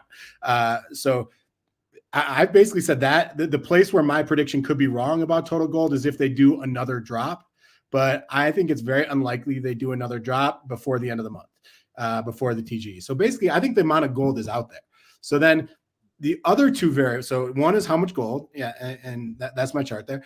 The second thing is what is the valuation going to be at launch? And this is like anybody's guess. This is the hardest thing for me to guess. This is the thing that I got to be cautious about, or the SEC is going to get pissed at me. You just got to be careful with stuff like saying how much you think it's worth. But I'm just a dude sitting in my office. I don't know anything, right? I'm just like moon math guessing. And I have guessed a 12 billion fully diluted valuation. Now, if you look, I did a survey of all my followers, and people think, like, majority of people think it's going to be below 5. So I am certainly more bullish than my followers are. But yeah, no, I put a 12 billion there, and that's basically where optimism and Arbitrum are. And it is kind of ridiculous to put them in the same ballpark because Blast is a fork of optimism. They're taking the tech from optimism. So for the grasshopper to surpass the master that they completely clone is crazy. But we live in a narrative world. We live in a world that's all about narrative. You also have a situation where there's not going to be a whole lot of market cap out there. Like I think, which gets to the next variable. And it's just gonna be topical. And I think, the way these things work is you get these initial pumps. So I mean, I'm not talking about where it's gonna be in a year. I'm talking about like in that first few days after TG, that 12 billion, that could be 5, it could be 20, like it could be all over the place. So I'm just taking a guess. And then the third variable, so I said the first one, total gold out, we already know that. Second one is fully diluted valuation. And the third one is what percent of the valuation is gonna go to gold. Yep. And they have said, gold is half of the Blast airdrop. The only other piece to think about is Blur. So Blur on mainnet. So Blur on mainnet's there, and then Blast. My guess is that 10% is going to go to Blast and 2% is going to go to Blur.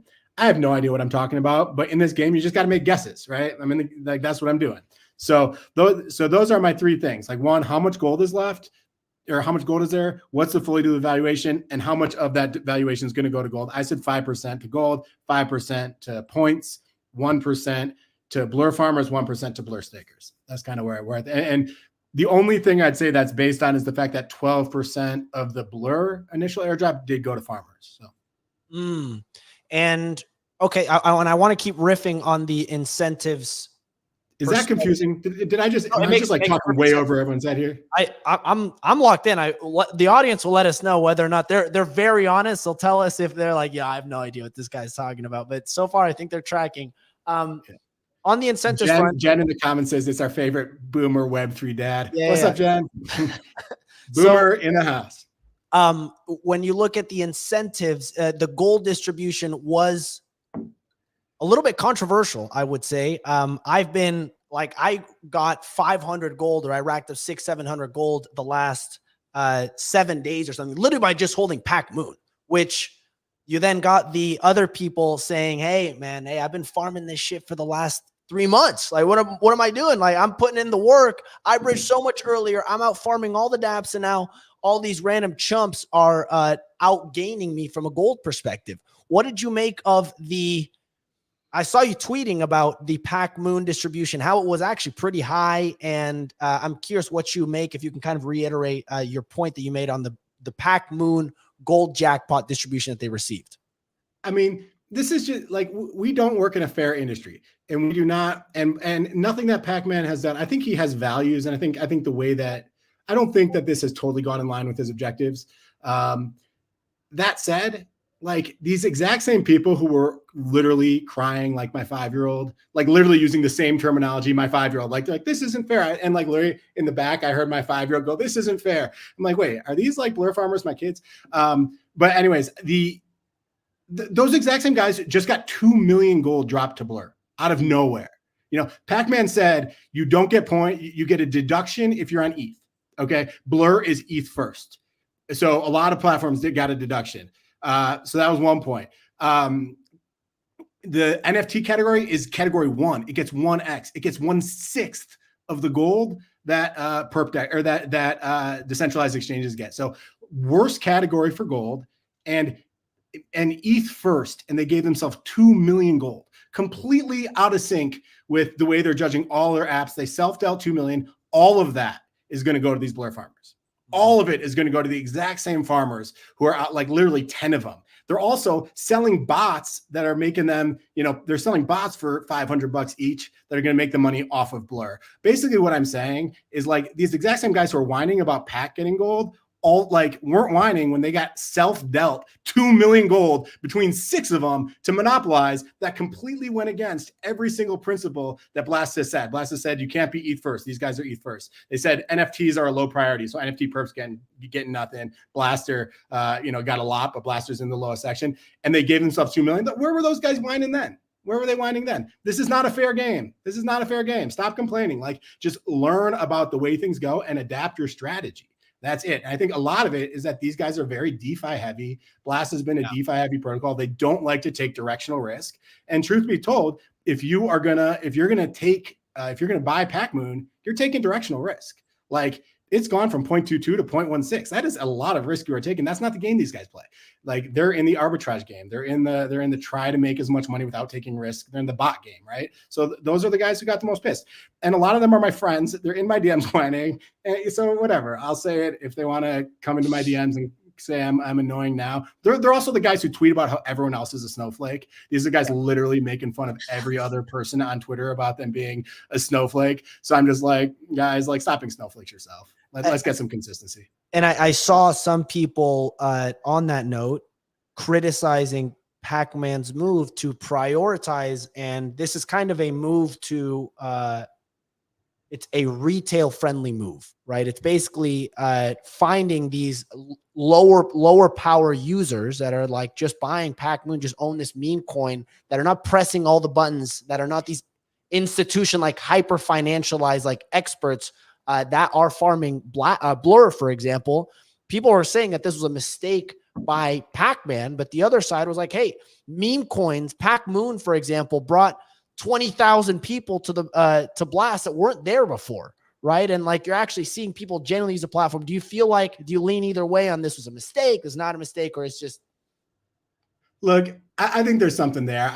I think you do have, like, do we want Pacmoon to be getting as much gold as Thruster LPs? Probably not.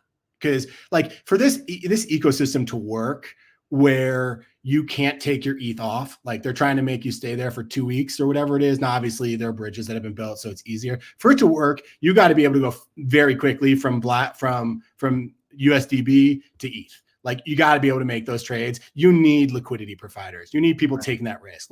Like, so net should like Pacmoon be getting as much as Thruster? I don't know. I think the issue that they had here is that they don't have a lot of cultural assets. Like, they don't have a lot of assets that people care about and they want them. So what they did was they gave 1/4 of their gold supply to cultural assets, to meme coins, to NFTs, to stuff that like really hasn't grown up there yet. So, but the problem is they gave so much gold, but there's not much there. So like, the cart came before the horse a little bit. So they're giving it to this stuff that people are like, what the fuck is that? Like, what the fuck is big? What the fuck? Like, what are all these things? And then these things go down 40% when they get their gold. It's kind of a little bit of a chicken and egg problem though. So I don't know. Like, the thing I would say about this Pacmoon thing, it was 100% obvious to people who paid attention and believed what Pacman said.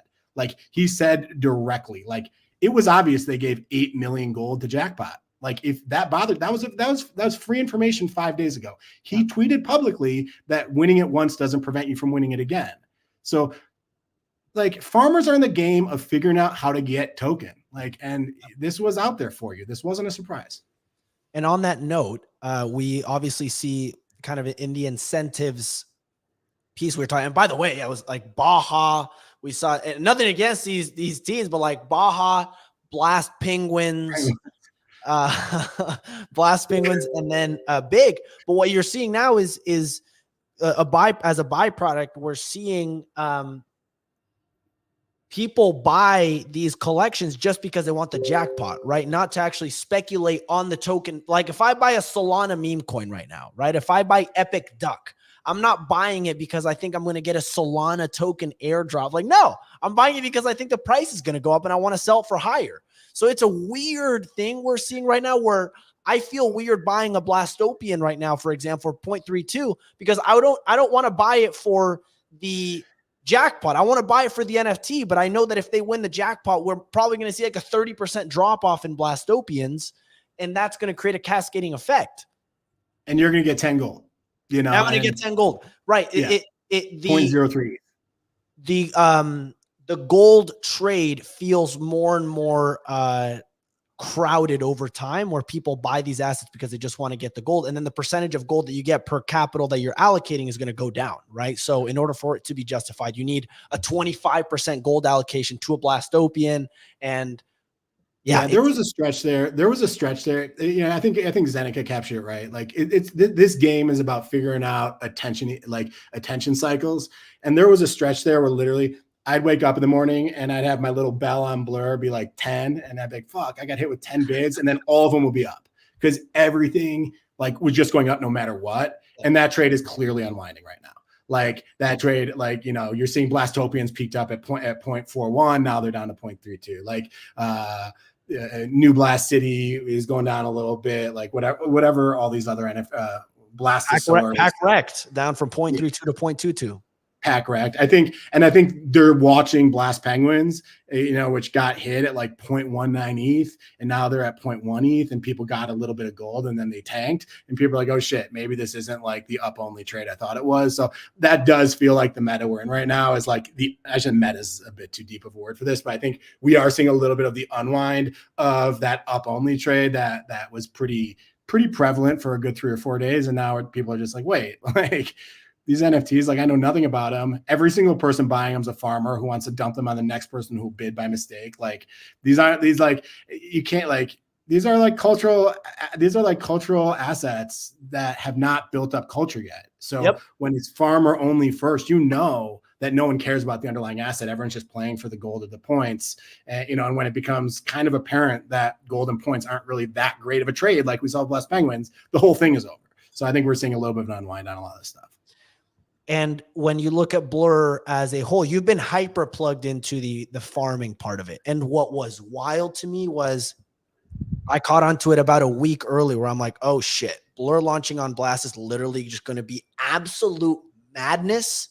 The NFT ecosystem was literally NFTs in a 24-hour span when I was checking did less than $30,000 in volume. And I was like, oh, this is okay. When Blur launches on Blast, you're telling me Pacmoon is just not gonna like turn on the incentives for it. But inherently right now, I was disappointed that we didn't see a restructure. I was expecting a restructure of incentives upon launch. We didn't get that. I think we can all agree with the fact that right now the way incentives are set up, and it's on steroids on Blast because there's instant transactions. You're not paying gas. Like it's what we saw on mainnet, but literally just cranked up 1,000x. Do you feel like at the end of season 3 of Blur season 3, when it ends, or in the next 30 days or so, do you feel like we ever see a restructure of the Blur farming incentives to possibly incentivize holding, providing liquidity in different ways, the fractionalization aspect, or no? I don't know, man. I think they have so much hubris. Like they've had this incentive structure for a year and a half. Like they haven't changed it once. I think they're still convinced that this is like modern, efficient markets at their finest. I mean, something I could not possibly disagree with more. And I think all the evidence shows that, but it's just not something they care to hear. So they've been very clear. Like this is their view of efficiency. This is their view of like bringing real markets to NFTs. And so I've like given up the idea that they're going to get over that and make any changes. So I think maybe they will eventually, but I mean, the reason to me it's on steroids though is not so much the speed, because ETH is pretty damn fast. You know, it's like for an NFT purchase, what's 1 second versus like 1/100th of a second, right? Or I don't think that's the difference. And you know, yes, gas fees, the elimination of gas fees helps a little bit, but you know, they're still charging 0.5% royalty. So it's not like this is completely free. I think the difference is like, if you look at like Bodagos, or if you look at Bored Apes or whatever it is, at least back in the day, like people have some sort of connection to the asset. Like I used to be in Discords where a bunch of 28-year-old guys would literally sit around being like, I need to own that ape. I can't fall asleep unless I buy it. Like it is so clean. I love that trait. Like people actually, whether we like to admit it now or not, like people have felt attachment to these NFTs the way that people feel attachment to other collectibles. Like the same reason people, you just, for whatever it is that makes people feel connected to a bottle of wine, to a Prada handbag, people have felt that about NFTs. The thing is that doesn't exist at all on the Blast NFTs. There is no one who's like, holy fuck, that's the Blastosaurus I wanted to own for 7 years. I got to get like that trait on new Blast cities is like, I've been FOMOing that. Now it's on the floor. Like none of that exists. The only participation here is literally farmers dumping on each other. I always say it's like a gold competition with NFTs in the middle, you know, whereas in the past, I think there was some real asset class that could slow things down a little bit, where real players could get in and be like, holy shit, like I actually always wanted a rainbow puke doodle. And now a farmer's guy, okay, I'm going to go buy that. And it would slow down the intensity of the PvP, and you just have none of that on Blast. Mr. Yellow in the comments says I look angry. So I'm not angry, guys. I'm having fun. I've been talking about this shit for 18 months, man. I've been talking about this shit for 18 months. You think I'm still angry? Come on. I'm wearing the Blur sweatshirt. Let's go. Yeah, let's go. Let's go. With that being said, another thing I've been noodling with is this idea of incentivized or some sort of one-way bridge or two-way bridge, whatever it is, NFT bridge to Blast. We saw Wolfgame bridge just on their own, but we saw also Machi come out and just say, hey, I built my own bridge. You can bridge DeFi apes, Bored Apes, Azuki, etc. I don't think anyone used it, but it opened up the possibility of, oh, hey, this could happen, where hypothetically Pacman could say, hey, for every Pudgy Penguin that gets bridged over here, I'll give you 20 gold.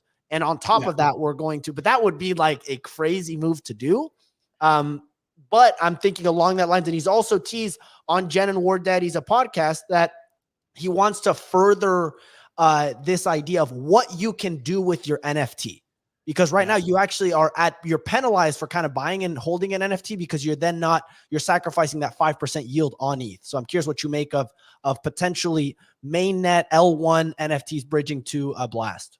I think to that point, he already showed us that. So what he said about, we want you to be able to do more, that's Jackpot, right? So what he was teasing there, we got Jackpot. And I think he was basically acknowledging that before Jackpot, like if you had your ETH on Blast, you're actually disincentivized from buying NFTs because you didn't get native yield. Your points weren't helping you open up your treasure. You weren't getting points. You know, there were all these different things that they're like, we don't want it to be a world where our users are disincentivized from engaging in platforms we care about. And that was what Jackpot fixed. I mean, look, if ETH NFTs, if mainnet NFTs were to come to Blast, it would be an interesting, crazy little pump you'd get. My view has always been the only thing that makes prices go up over time is more people feeling connection to the project, more people feeling connection to the art, more people feeling connection to the team, more people saying, and everything else is literally just a tornado inside of that. And what I did not expect, and the reason that I over time started to truly believe that the Blur incentive structure is artificial, destructive, and efficient, is because I actually think that it is a structure that leads to more real holders leaving and fewer new people buying. There's all sorts of reasons I think that, but that's a kind of a separate conversation. But at the end of the day, like they could bring it over. You're going to get a big bump in royalty payments. You might get some nice exit liquidity for people, but having a bunch of Blur farmers on Blast start to bid and be incentivized to buy your NFT, like it'll work for a few weeks. I said, there'll be some nice trading opportunities. It's not going to fix anything over time. That's why none of these incentive structures ever fix anything over time. They just, because at the end of the day, you just need real demand in order for prices to go up.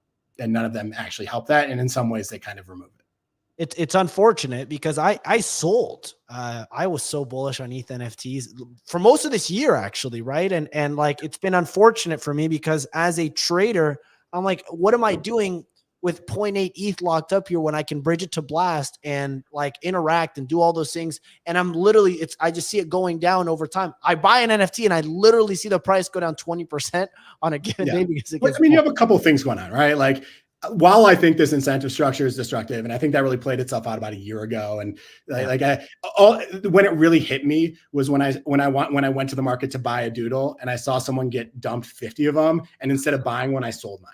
I think like there's something about the way that supply demand imbalance makes you feel like you need to sell, because otherwise someone else is going to sell before you, because in a normal world, people don't buy if they want to sell for losses. But here that happened. So I think there's that. But I think the other thing, I don't think we can blame that for everything. The other fact here is the attention economy is just not into JPEGs right now, and that's true for NFTs that are on Blur. That's true for NFTs that are off Blur. I was looking at like the biggest, deep NFT value. One of my favorite websites records what have been the big sales in art and PFPs. There haven't been a single big sale in either art or NFT or PFPs for the past 6 days. Like that, almost every time you go there, you're finding the stuff in the past 12 hours.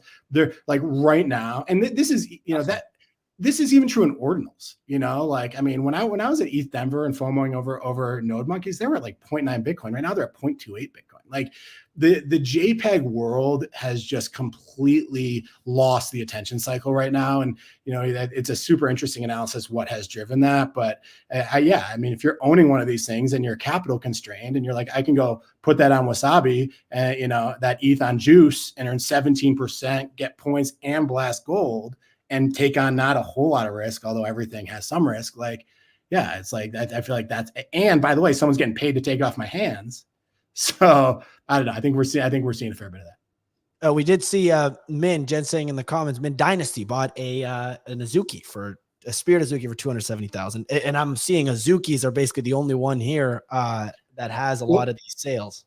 They've done some interesting things. I mean, Azuki has made it so that any project that has an upcoming token, I think can offset the headwinds and create a little bit of buzz, because tokens are hot. So I think Azuki has we have this upcoming token, and if you buy anything that has gold in it, you can, so you can see that second row has a lot of stuff with gold in it, so they're doing all sorts of little things to get people to buy some of their mid-tier grails, and to the point about Min, it's what I was saying earlier. There are people who still are like, holy fuck, my goal in life is to own a Spirit Azuki.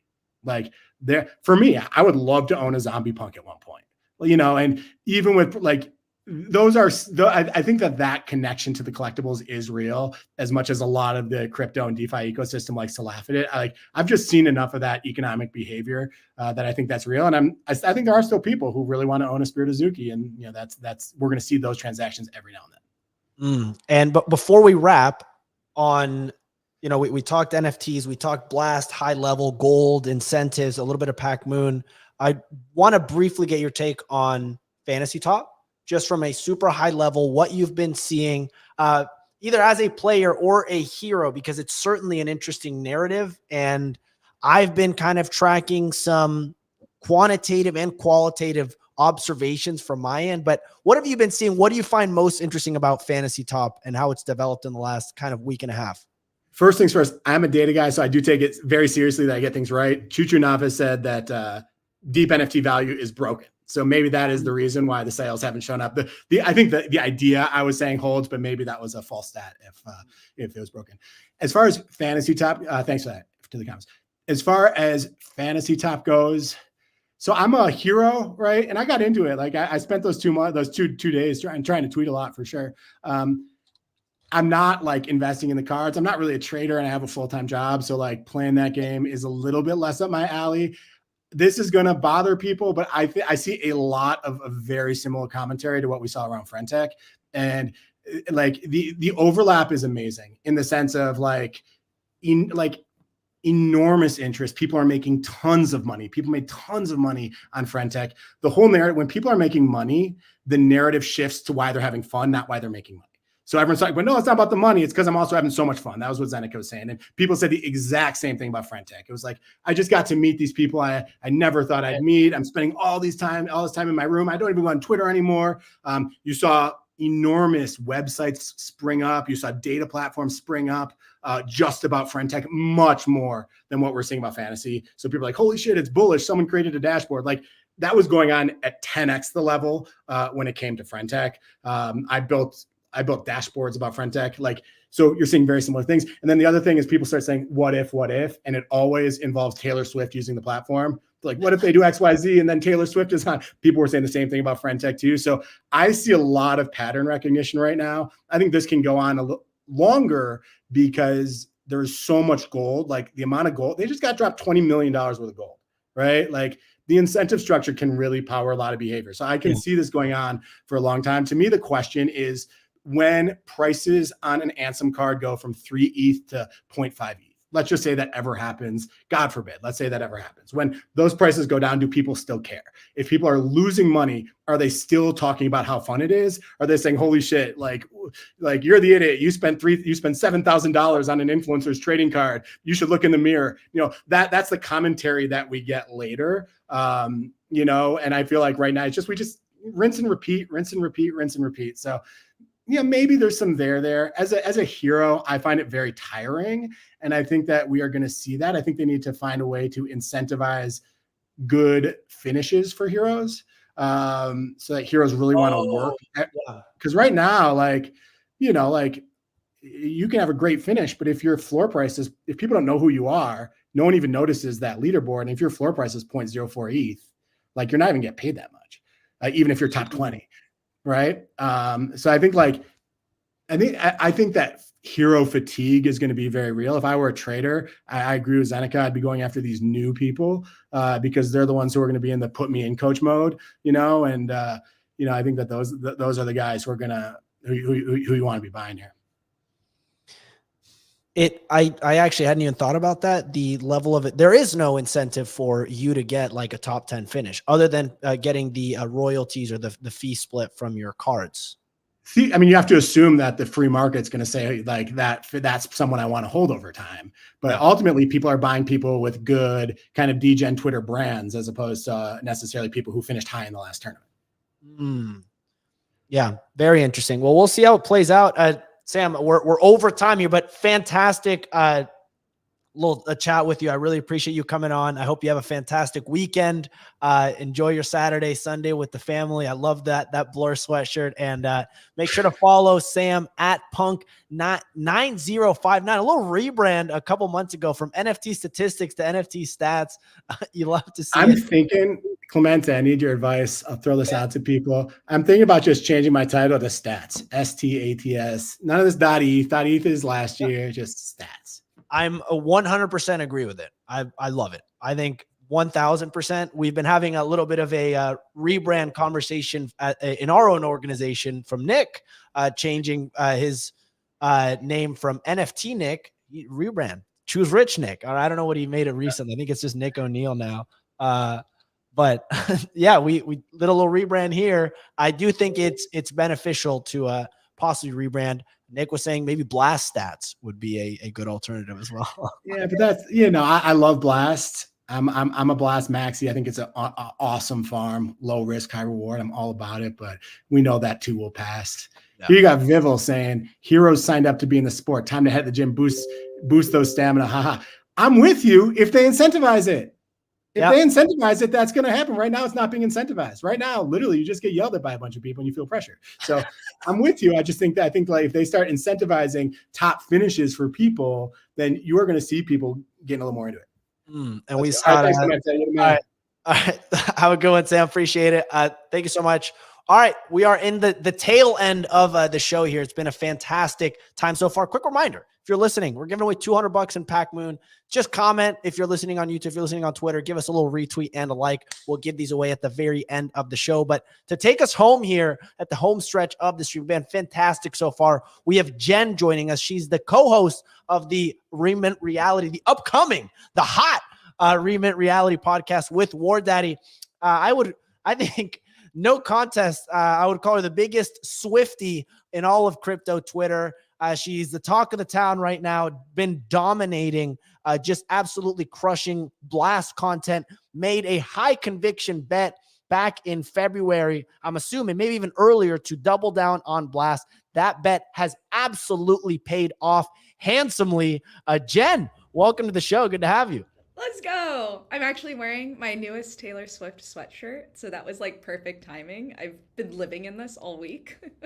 Let's go. I love it. I love it. Dude, I was just going to say, I got to like tune into the first part of the show, had to jump on a call, and then obviously just got to listen to stats. Like, fucking crushing it, Clemente. Yeah. Like, this has been such an entertaining show to like listen to, and I'm so stoked to go back and like listen to the recording. Like, thank you for doing this and like pulling all of us together. It's awesome.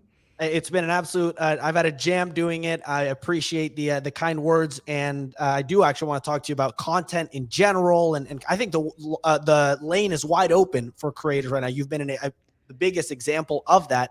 But I want to start off getting into this. I looked into a lot of the content you did, and your very first video on Blast, correct me if I'm wrong, I could be wrong, but it was February 9th or February 20th. It was 9 days before the mainnet launch. You talked about Blast, what it is, the top dApps to be checking out. You talked about Pacmoon being a high upside, everything, something people should be paying attention to. We talked about Thruster, Juice, etc. But to start off, I guess, for you as a creator, what was it about Blast that kind of piqued your interest? And then you made the call, which is risky, the bet to say, hey, I'm going to create content about this and try to educate people on it and become a kind of thought leader in this from a content perspective, which paid off like incredibly well. But I'm curious, what was it about that made you want to like really double down on Blast? Yeah, so before I decided to go full-time into like content creation, I was actually the director of marketing at an NFT lending protocol that shall not be named. But it was my time in NFT finance that I really like NFTs clicked for me, and I just like had that aha moment. And then obviously just like watching Blur season 2 and Blend come out with like this perpetual peer-to-peer lending model, just seeing how aggressively people were farming Blur.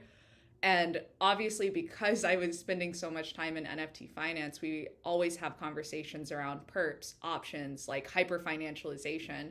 And all of a sudden, you know, Blur season 2 ends, season 3 gets announced. There's this new fucking L2 with like native yield. And like, I don't think people remember this, but Pacman, when he was talking about Blast and just like some of his tweet threads that he was putting out, he was like, I want to bring institution grade and like institution ready perps, and we need an environment like Blast in order to create that.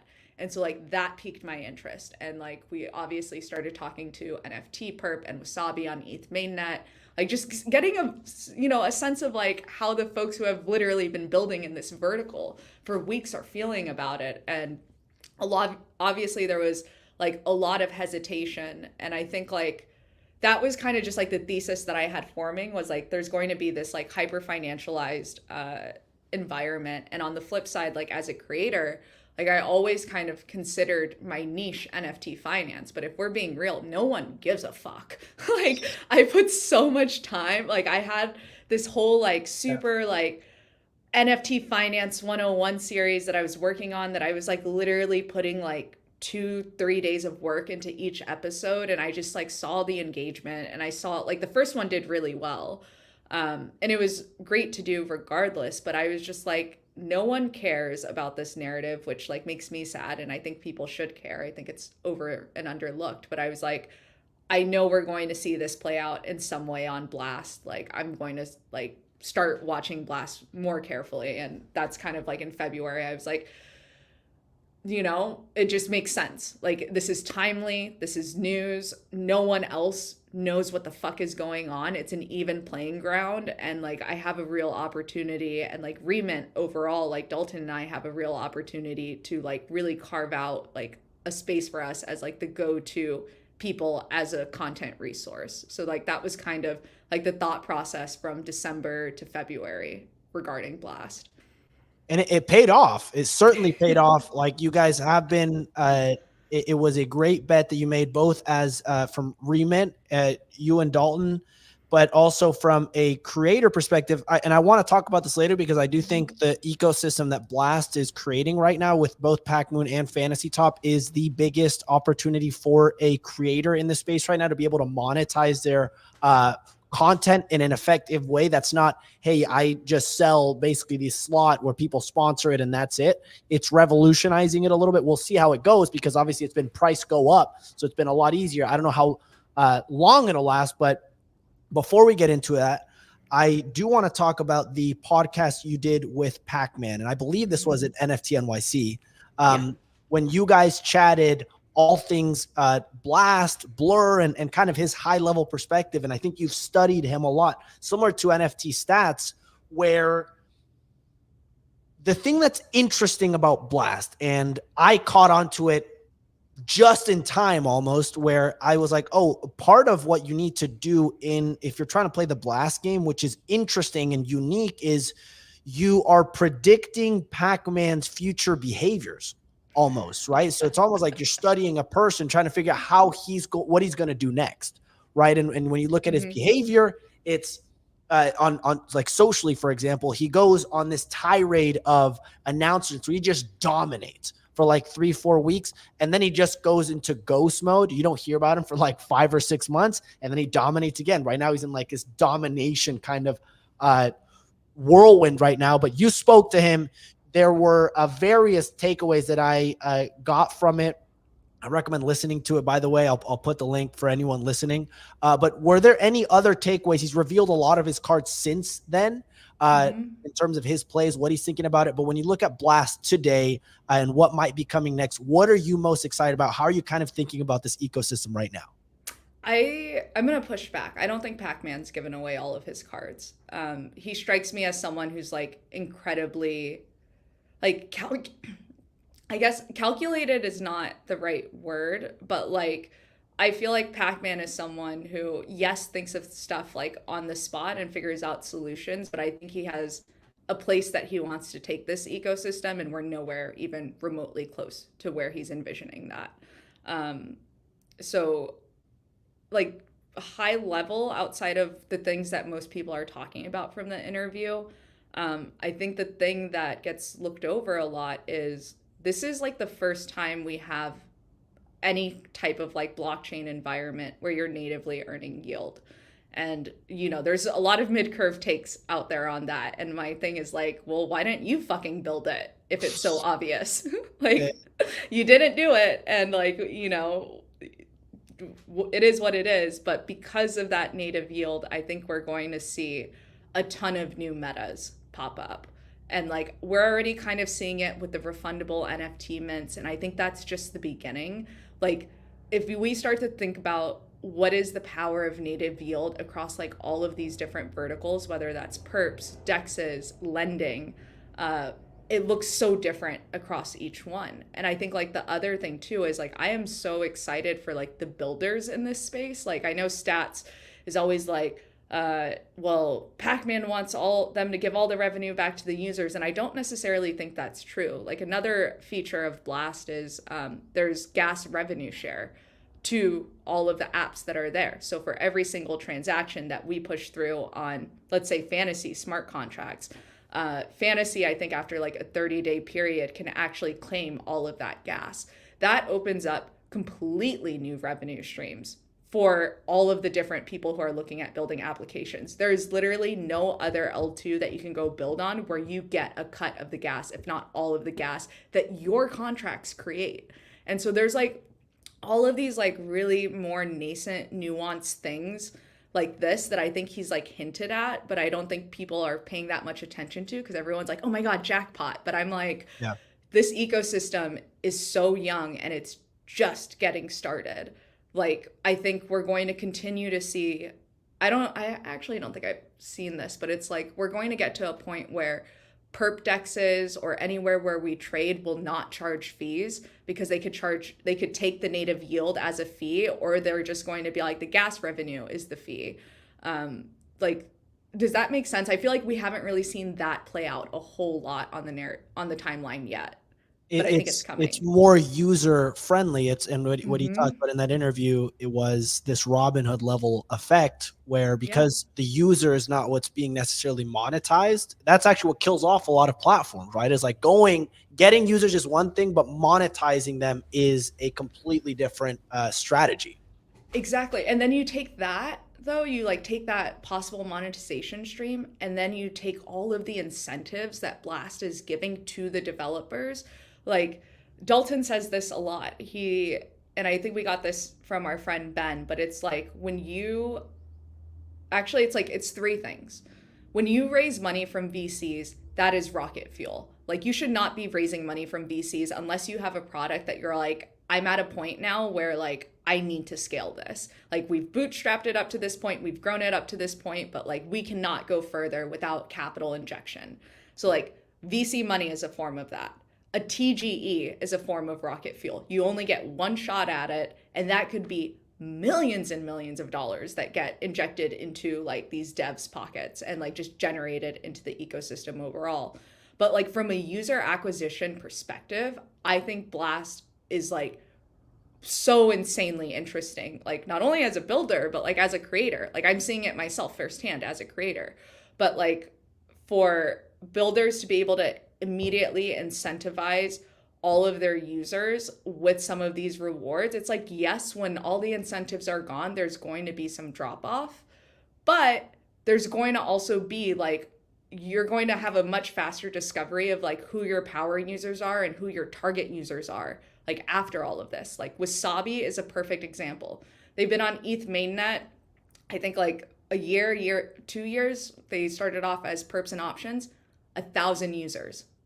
Come over to Blast. I think I got the update from Mason the other day. I think they're at like, it's either 30,000 or 50,000 users. I can't remember the exact number, but to go from 1,000 users on a product that they have been grinding on for a year, make a bet, come to Blast, and after a few weeks to like see that much user growth and user retention is insane. Wasabi is now in a much better place to go raise money if they need to raise more money.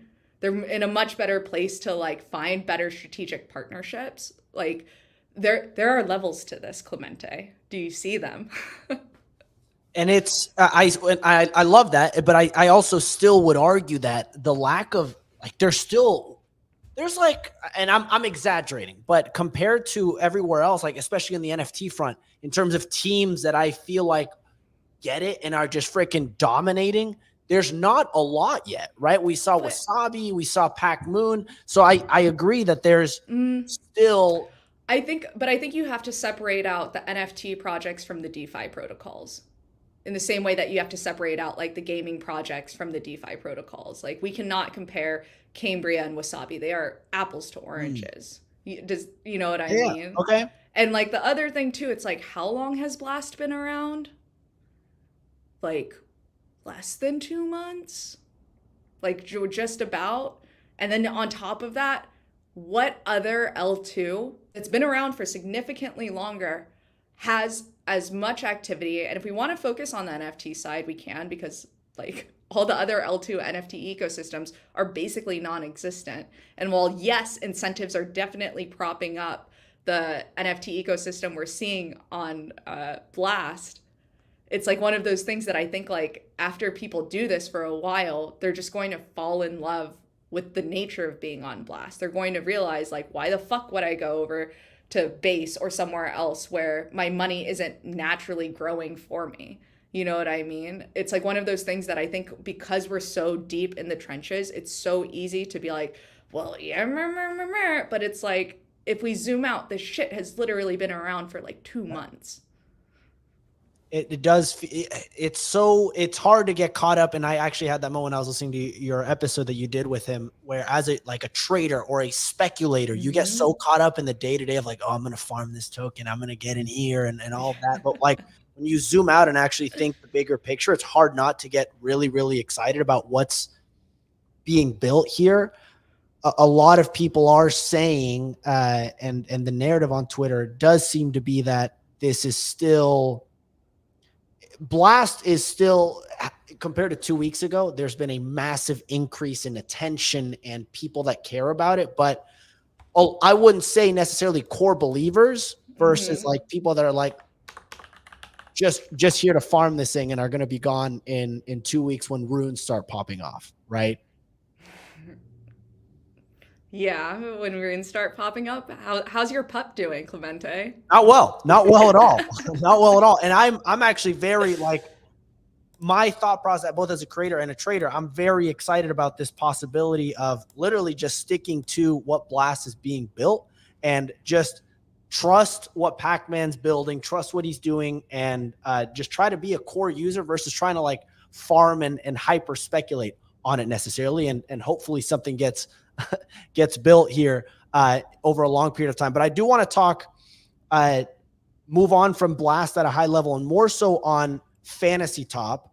You obviously have been, I would say, the story of Fantasy Top in general, in terms of not only did it, you've been performing well from a hero perspective, and you can look at the card level, but just as a creator, I think it's been really interesting seeing the level of support and this alignment between creators and like people watching your content. Because now you all of a sudden, let's say you have 3,000 card holders, they're all watching like all of your videos now. They're all watching your bookmarks. They're giving likes, retweets, comments, which is very interesting for someone like yourself that has had and put out content in the past where you feel really excited about it, but it requires getting that extra oomph to really start. Like, you can't really determine whether or not content is really good if you have like 2,000 followers, right? And you could put out something really good, but because you don't have that initial like boost, you need the distribution and the visibility. So I'm curious for you, in the last 2 weeks, you've obviously seen this massive boost in distribution as a creator. What has that been like? If you can kind of share your experience of what it's been like as a hero to be plugged into this ecosystem, creating content in the last couple of weeks. I have cried more than I think I've cried in like the last 2 years, because it's just been like so overwhelming. I might start crying during the stream. I'm starting to feel it. It feels amazing. It feels incredibly validating. Like, for the folks who have known me in this space, like, they know I come from a production background, but I don't think they really know what that means. Like, I think people got to kind of see it when we did the IRL stuff with Pac-Man and various other founders in New York. And like, they've kind of seen it throughout my videos, and even like my videos now, like I look at them and I'm like, God, I feel like I'm creating with 2 hands tied behind my back. Like, this is nowhere near where like it's not even close. It's more like everything that I've done up to this point has just been to like sharpen the skills of like consistency and like timeliness, which I think are 2 very important things. I think the way I've kind of been thinking about it, and the way that I've always thought about content, is like, and it's shifted a bit since I started putting myself in front of the camera, but like, we are like, as content creators, we're founders of our own brands. And I think this is a huge piece that a lot of folks miss, is that like, you need to start treating everything through the lens of like a brand. Like, you as a creator should know, like, these are my brand values. This is my ethos. This is the vision that I have, and this is the mission. And because these like 4 pillars will basically translate into everything that you make. Like, it affects the way that I write my scripts. It affects the way that I deliver my content. It affects like me showing certain things that I show, whether that's like Twitter pop-ups or like, you know, screen recordings. I think like that's important. Every brand that has like a robust marketing team has a content calendar. It's like, it's bringing like this sense of discipline to what you're doing. Because if this is your business, and if this is like what you're doing to like pay the bills every month, like, you kind of have to have that discipline, if that makes sense. I think for me, I've been literally waiting for something like fantasy my entire life. Like, the moment that like I saw it on testnet, and I was like, oh, this is super cool. Like, I wish I could be a hero, but like, that's probably not going to happen. And like, from that moment to the time I got like my hero invitation, like the moment I got my hero invitation, I was like, oh fuck, like, I know exactly what's going to happen. Like, I need to start getting all of these things in order. So it's that's like super high level. Does that make any sense at all? Well, it's part of it, from what it sounds like, is it gives you this boost, this, like, what I notice, and I watch a lot of your older content, is lot of what people don't necessarily realize or think about is the level of preparation that was required in order for you to like you can't just wake up one day and be like, hey, I'm going to start making videos and then create the content that you've been creating. It requires a framework. It requires like months of years of effort and like constant iteration. And what I've noticed from watching your content recently and from watching what you've been able to do is two things. One is you now have like a really interesting community of people that you can almost use as a feedback loop to create your content and to get better as a creator, actually, which is a dynamic that we haven't really seen, where people are incentivized, basically are aligned with you to create the best content possible, which is kind of insane. Yeah, exactly. So they're incentivized not just to watch, but to participate in how it's being created. The other thing I've noticed that you do differently is taking people behind the scenes, and it's not just about the actual content being dropped, but the journey behind how it gets created, the iteration process behind it. And I mean, look, it's when you compare Web 2 content creators versus Web 3 and this kind of world that we're operating in, it's so like, in order to compete at all, the amount of views that you need to get, the amount of effort that you need to like just try to be able to break in and like have a chance at making a living as a content creator compared to this is insane. Like we've been talking to content creators in Web 2 and how they've been able to monetize compared to the amount of views that we get is like, it's so much harder to try to do it in Web 2 versus Web 3. And I think what Blast has done, both with Fantasy Top and with Pacmoon as well, for people that have been able to build this process, and like we're still so early in the content creation game in general, that the fact that you and Wardaddy, like, and Dalton, like, built this massive, like, kind of everyone's talking about you guys right now, and they're like, it was wide open. It was wide open for you guys to come in and like really crush it. So I'm just excited for you guys to have kind of shown the level of breakout you can have.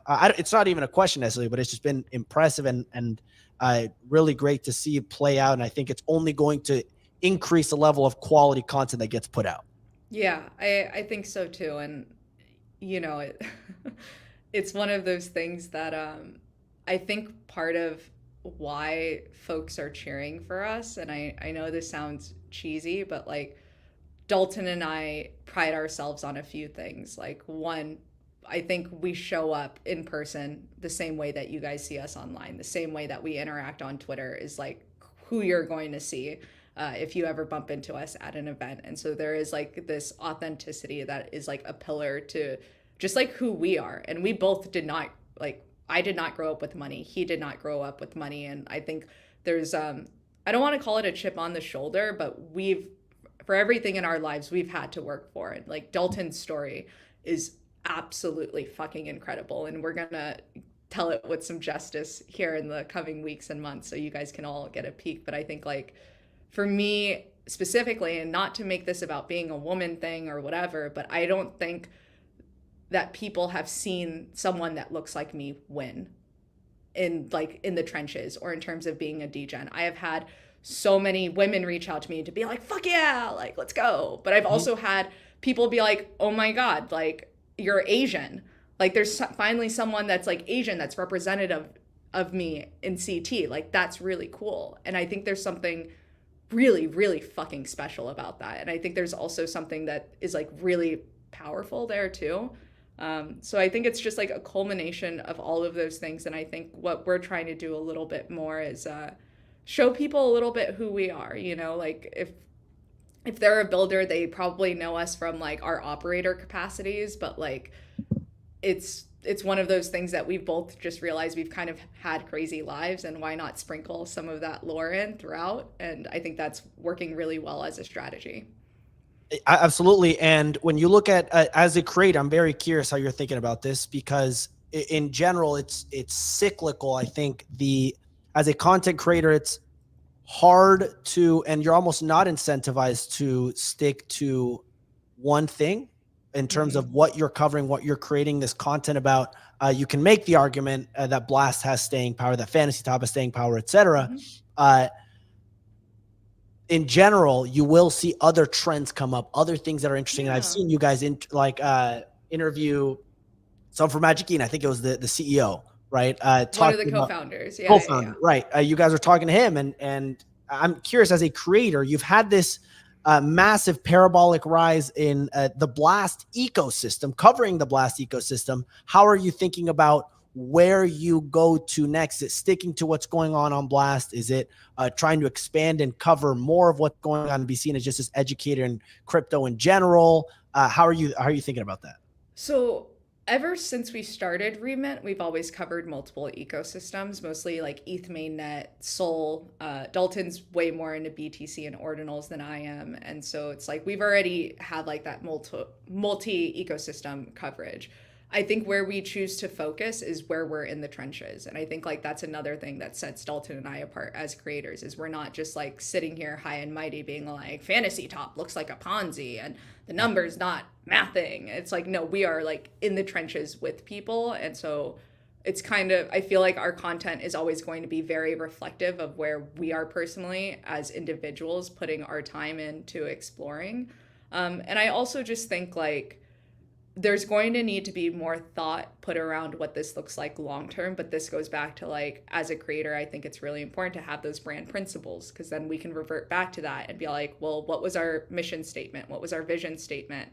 Like, does it make sense for us to start jumping from this ecosystem now into a new ecosystem? You know what I mean? Like, you kind of have to decide if that's something that you are aligned with, and you have to think, I don't think it makes sense just to jump over to a new topic because everyone's talking about it. It's like, can you form a thesis around it? Can we get excited about being in the trenches? Are there products and applications within this ecosystem that we're interested in exploring? And if it's a fuck yes, then it's like, fuck yeah, we'll cover that and this. You know, the way I see it is, if we build this right, like, we will just continue to scale Remit, whether that is me covering multiple ecosystems, or maybe I stay focused on Blast and there's one more, and like Dalton's focused on Bitcoin and a little bit of Blast, but like his main focus is now ordinals because BTC DeFi is like going off. And then it's like, how do we expand that? What other creators can we bring to come create with us? You know what I mean? I don't think it's like, recognize where your strengths are, recognize where your weaknesses are, and then build a team around that, is like how I think about content and Remit overall as a strategy. And I think covering and understanding the way you guys, your style and how, or your process with how you cover it, once you establish like, hey, this is kind of how we're approaching our content voice and the process with how we distribute it, et cetera, you can take that same framework and apply it to whatever ecosystem you end up diving into. Exactly. So, well, I could talk about this with you all day. I do want to talk Fantasy Top in general, because I think it's very interesting what's going on. I'm curious what you're noticing, not just from a hero perspective, but from a high level, like as a player, this ecosystem in general, this game that's kind of going on, and people are catching on to it, but there's also so much nuance in it that I find super interesting. So I'll throw over to you and just open-ended, what do you find most interesting about Fantasy Top and how it's been developed so far from what you're seeing? I think it's like the people that I'm seeing get interested in this. I feel like I'm seeing people from different ETH NFT communities come over, and like there is this like sense of virality with it, which I think is really cool. I think Blast needed something like that to just like get people onto the block, get people onto Blast. Like, I've had multiple friends text me who they've been telling me for months, they're like, I want to onboard. And I'm like, go watch my videos. Go. I'm like, highlights, go, and then text me your questions. But now I'm seeing people text me screenshots of like their fantasy portfolio, and they're all like, I just watched your videos, just picked up these cards. And so I think that to me is probably the most interesting thing. And like, truthfully, outside of just looking at the other heroes that are in the space and figuring out what decks I want to create, like I'm creating a common deck, I'm doing like the PFP deck only, and then I have like my main deck because I was also on testnet, so I'm very familiar with like the mechanics of the game. Like, I am fully focused on my content. I would say like 2% is me actually participating in the tournaments. 98% is just focused on how do I keep leveling this up? How do I take advantage of all of these eyes being on me now? Like it feels like I said before, I've been waiting a lifetime for this moment, and I'm not really interested in doing anything that doesn't let me try to thrive in the best way possible. Like tomorrow's Mother's Day. Yesterday was my stepdad's birthday, and I just called my parents and I was like, I love you guys so much. I can't come this weekend, but I will like call you next week. Like, and they completely understood. They're all like, do your thing. You've been waiting for this. And so that's where my brain is, in truth, in all honesty. Well, this is like me as a creator as well. I'm like, this is for the next like 3 months, literally at least. It's you have to strike when things are hot. You have to like identify when this is the time to literally just buckle down. If you were talking to me 9 months ago when it was like July of last year and you're sitting there and nothing's going on, it's so hard as a creator, like people, it was like nothing was happening. And now there is a level of urgency, and like you have to just lock in and just grind, because the rewards or the upside for it right now is parabolic. It's an outsized opportunity overall on Blast with what we've seen with Pacmoon, with what we've seen on Fantasy Top. Do you feel like Pacmoon has, or not Pacmoon, just Blast in general, has created this new landscape for creators to be able to like monetize or build something special? Like, I'm curious what you make of just the creator ecosystem in crypto in general. There's obviously the financialization of this content as well, of being trader focused or trying to educate, and like people don't really care unless what you're talking about, unless the price is going up sometimes. And this layer of like actually trying to create content in crypto versus trying to go mainstream and that aspect of it. Yeah, well, I think it's the teams that have enabled this, right? It is Big Bobby Yield, it's Blast Boy, it's Lambo Land that have enabled this for Pacmoon. And they took like a wild bet of like, they saw what happened with Portal, they saw what happened with all of these social fi farms, and they put their hats on for a second. They're all like, how can we step this up to a model that actually creates a true flywheel that feeds into a community? I think like same thing with Fantasy Top. It was really interesting listening to the live show yesterday, because I think there were like jokes made about like, oh, we just, it's incentivized shit posting. It's the best thing ever. And I'm all like, dude, that is like, no. I'm like, you guys have no idea. Because like Clemente, I look at someone like you, and I look at someone like Dalton. It's like, we've been in this space for how long? We've been in how many trenches? Like, we've done the work, we've put in the reps, and now you're telling me that there's an opportunity for us to like look at crypto Twitter as a whole. Like, the biggest feedback I always saw on crypto Twitter is like, there's not enough education, or the people who are positioning themselves as making education focused content have no idea what the fuck they're talking about, with like all due respect. Like, either they're not reading the docs or whatever, and they're just like trying to do the low hanging fruit thing. Like, those people are going to get weeded through, they're going to fade. But people like you, people like Tyler, people like the Modern Markets team, like B-Check Legendary Sammy, like, this is an opportunity for all of us to kind of come together and be like, this is the bar of content that we want to see. And I think we have a real opportunity now to start figuring out, like, it's funny, like I love Thread Guy, and I'm just starting to get to know him by like being on his spaces and whatnot. But it's one of those things where he's like, crypto has a branding problem, and like that's what they're doing with Probably Nothing, right? But I think Probably Nothing appeals mostly to like Gen Alpha, Gen Z, these younger, I would say mostly male audience. But where does that leave all of the millennials and like folks that are in, that are our age, that want to come into this space, that are looking for resources? Like, those folks like have nothing. We have an opportunity to come in and figure out what that looks like for us. Like, we have an opportunity to come in and make the content that we wish was here and available for us when we were coming into this space in 2021. And so I don't think that's Blast specific. I think I think fantasy, well, I think it started a little bit with Pacmoon, right? Like that's where I got, I would say, a lot of like my blast, like not clout, but like eyes started coming to me because I top Pacmoon creator.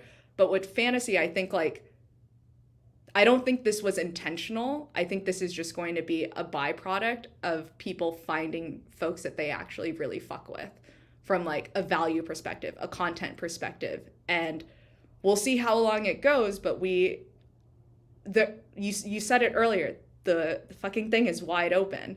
And I think we're already seeing like the vibes on the timeline of like creators shouting each other out, us amplifying each other's content, you hosting like live streams like this. Like I, as a creator in this space, have never seen anything like this. And I think it's fucking magical and it's special. Do you feel like on this note, you brought up a really interesting point of kind of the teams are the ones that are coming up and creating like Pacmoon. It's not Blast that was the one that created. Blast was kind of the home or the ecosystem that enabled it, but these teams are the ones that are creating and building on top of it. Pacman also talked about how what he would love to do is literally just work with the teams and work with founders to help them like create badass stuff on Blast, but he has to kind of unlock all of this initial piece of launching the L2 first. Something you brought up that I hadn't even thought about yet is it feels like, I'm curious what your thoughts are, but that we're seeing new teams kind of arise, right? We saw this huge surge last bull market where the teams that were around that created these new products, they evolved and we saw this Pico top, and then slowly we saw teams leave, right? And people run out of money. We saw founders like all eventually slowly leave the space. We hit this bottom of where it was just survival, basically early last year, middle of last year. Does it feel like now that we're seeing this new class of not just creators, but also founders, right? Like Lambo Land. I remember talking to him like last year and what he was building when he had the Ute and like all this stuff of these people kind of coming together now that have been around that are now finding their opportunities here. And this is wide open for them as well to come in and disrupt this space. Pac-Man's kind of doing the same thing on an L2 front, but he then is enabling all these other people like the Pacmoon team, like the Wasabi team, like Fantasy Top to come in. They're like, oh, not only is there an opportunity for creators, but also for teams as well and for the L2 level. 100%. This goes back to like what I was talking earlier about the incentives, and like I use Wasabi because those are the numbers I know off the top of my head, but like Pac-Man is literally being like, here's all this fucking gold. Go figure out how to distribute this to like best grow your platform, right? Like that is powerful. If you go over to any other L2, and I've like talked to different L2 teams, like to get a grant as a protocol to go build, like, hey, we need some, like, we're a lending market and we'd love to bridge over to, you know, I don't want to say any names. We want to bridge over to your L2. Can you help connect us with other NFT projects? And also, like, we'd love to figure out how we could seed liquidity. So that way, when these projects come and we add support, there's like an initial pool of liquidity that people can borrow from. Crickets. I had that conversation multiple times. Crickets. Meanwhile, over here, you have the Blast Foundation being like, come build, come earn some of the gas revenue. Here's like a $20 million injection of incentives for you to figure out how to best grow and captivate your users. And I think like the thing that I love about the Blast Gold distribution, and I know it's like not the most opaque thing, but it's like they're trying to do it in a way where it's like your on-chain traction has to be there. You're rewarded based off of like where your on-chain traction is. And like look at fucking Colony. Colony they did beta like a week ago, something like that. Still got a fat Blast Gold allocation. Not bad. You know what I mean? So yeah, I went on a tangent. I forgot what the question was. It was just about this general. I mean, I honestly hadn't even thought about it as I've transparently been more thinking about it from like this trading perspective and the speculative nature of it, that you forget to zoom out. And I think you have a good perspective in terms of like what this actually looks like and what's being built at a higher level is this, like you were saying, from the creators, where it's like, dude, I've been putting in reps. You've been putting in reps. These creators have been putting in reps for months, for years, and they haven't been able to get traction. They've been hammering and learning skills, but they haven't had the distribution. They haven't had the audience. They haven't had the right alignment and community being built.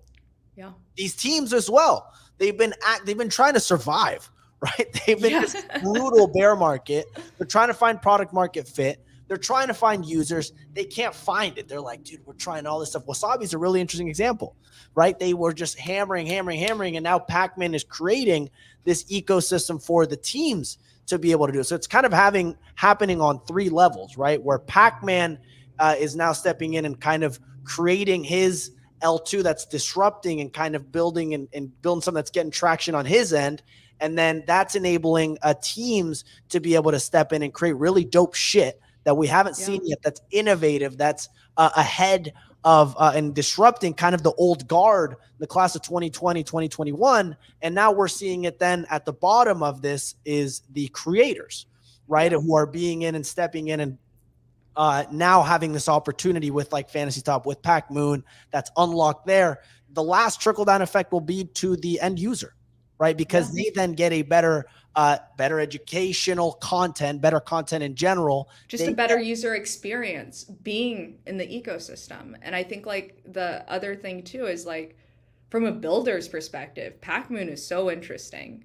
It's so interesting because it's like one of the few times that we've actually seen user incentives be aligned with like from like the builder perspective and the end user perspective, right? Like Pacmoon gets free UGC content, a diehard community, and a flywheel effect of like all of these community members constantly interacting with each other, boosting each other's posts, etc. On the flip side, these creators get rewarded for just like creating content and putting in like a little bit of time and effort. I think fantasy, we're going like, granted fantasy is still new and I want to like check my bias, but it's like, it looks like that alignment's there. I think we'll know in like the next month or two, like as we see how tournaments continue to do and all the financialization around that, like these are interesting models that researchers and VCs write about. This is like the shit that they look at. And if we zoom out, like the reason why I'm always trying to think about things from a builder's perspective is because the reason why I came into this space and chose to stay in this space is because I truly think Web3 technology, blockchain technology, and crypto rails will completely change the way the world works. I think the fact that we have grown up in a society that has basically said like, yeah, it's perfectly normal for, the banks to tell you what you can and can't spend regardless of like how much money you have. Like, oh, all of these things are like perfectly normal. But like once I got into crypto, I realized I'm like, permissionless finance is the way to go. Why is it so novel? And it's like you start to realize more and more like because the societal systems built around us are really not designed for anyone except for the 1% to win. And so I think it's important to pay attention to the builder perspective because if the thesis is, I think blockchain and crypto and Web3 will fundamentally change the world, who's going to do that? It's going to be the builders. And for us as users, if we're here now, I still think we're here early. We get to like reap some of the benefits of that. But like for me, like that's the big picture that I always try to zoom out to, which is like why I'm so bullish on Pacmoon, why I'm so like all my time is going into creating content for fantasy, but I'm creating fantasy content about the platforms that I've gone to explore because there's incredible builders building it. You're focusing on the builders at the end of the day, which is interesting. Like it's very interesting the approach you're taking of this builder native approach, which right now, I mean, it sounds like that's kind of what you're doing with Riemann here with this podcast is kind of finding builders that are kind of changing this game. And, I'm very interested to see, like, I'm assuming at some point you'll talk to like the team behind Pacmoon, right? And understand their perspective and highlighting those people and getting their understanding. This was a huge reason why Dalton and I wanted to start creating content. Like, again, we're both incredibly bullish on NFT finance. And there was so much cool shit happening in NFT finance during the bear, but no one was talking about it. No one was interested in it. No one wanted to know that, like, oh fuck, like this platform, like this like NFT finance platform did how much in like perp volume? Like that's insane. I think it was like 50 million or something like that. But like there were just like these insane things happening on chain and no one wanted to talk about it. And like for me personally, when I quit my full-time job and started thinking about like content creation, like I went to my big thesis and I just realized I'm like, I don't think I will ever be like a tech founder. That was like a really hard pill for me to swallow. I always thought like maybe I'll go and like start my own tech startup at some point when I think of an idea that's good enough. But I took like a really hard step back and I was like, what are my skill sets? And like, how can I most meaningfully contribute to this ecosystem? And I just realized I'm like, I can do that by elevating the good builders that are here. And I can do that by like exploring these platforms and like sharing what I'm finding. So that way they're much easier to use for people who are discovering them for the first time. So like, that's kind of just been like the whole zoom out approach on it. Well, I'm very excited to see how it plans out. I realize we've been chatting here for about 50 minutes, but Jenn, I really appreciate any closing thoughts, because I really appreciated your perspective and kind of how you think about the ecosystem as a creator, as a user, the way you I think you have the end user in mind. The viewer is also very interesting, but either way, this is just the beginning, and I'm super excited to see how everything turns out on your end. But any closing thoughts from you? You know, the only one is like bearish or bullish. Keep building, keep farming, keep learning. Let's fucking go. Thank you so much, Clemente, for having me. This was such a re-energizing way to spend my Saturday morning. So I appreciate that. Well, I appreciate you joining and taking time from your Saturday to join, and like you're gonna keep freaking crushing. It's gonna be a busy, insanely packed few months for you, but in the best way possible. And I can't wait to see the growth that comes from it. You're gonna absolutely keep crushing it. So Jenn, thank you so much for joining. Appreciate it. Thanks, guys. All right. Well, ladies and gentlemen, that's our show. Thank you for everyone that stuck through. We went a little bit overboard, but I think it was a fantastic conversation with Jenn. I really did appreciate it. I'm going to pick two winners real quick before we wrap. A Bachelor Society. I'm going to DM you, or if you can just DM me on Twitter. You won $100 in Pacmoon. And on the Twitter front, I'm going to pick Key Dow Bod. They retweeted the space. I picked them on Twitter. So Dowbot, I'll also be messaging you. But you guys won the Pacmoon. Thank you all for tuning in. If you're new here, subscribe. If you're listening on YouTube, like, comment. If you are on Twitter, follow myself, follow Jenn, follow Remint Reality on Twitter as well. We'll see you guys next time. Make sure to follow the Daily Bone podcast. We are live. We do a daily morning show every single weekday, 9 a.m. to 10:15 a.m. Eastern. Thank you all for tuning in.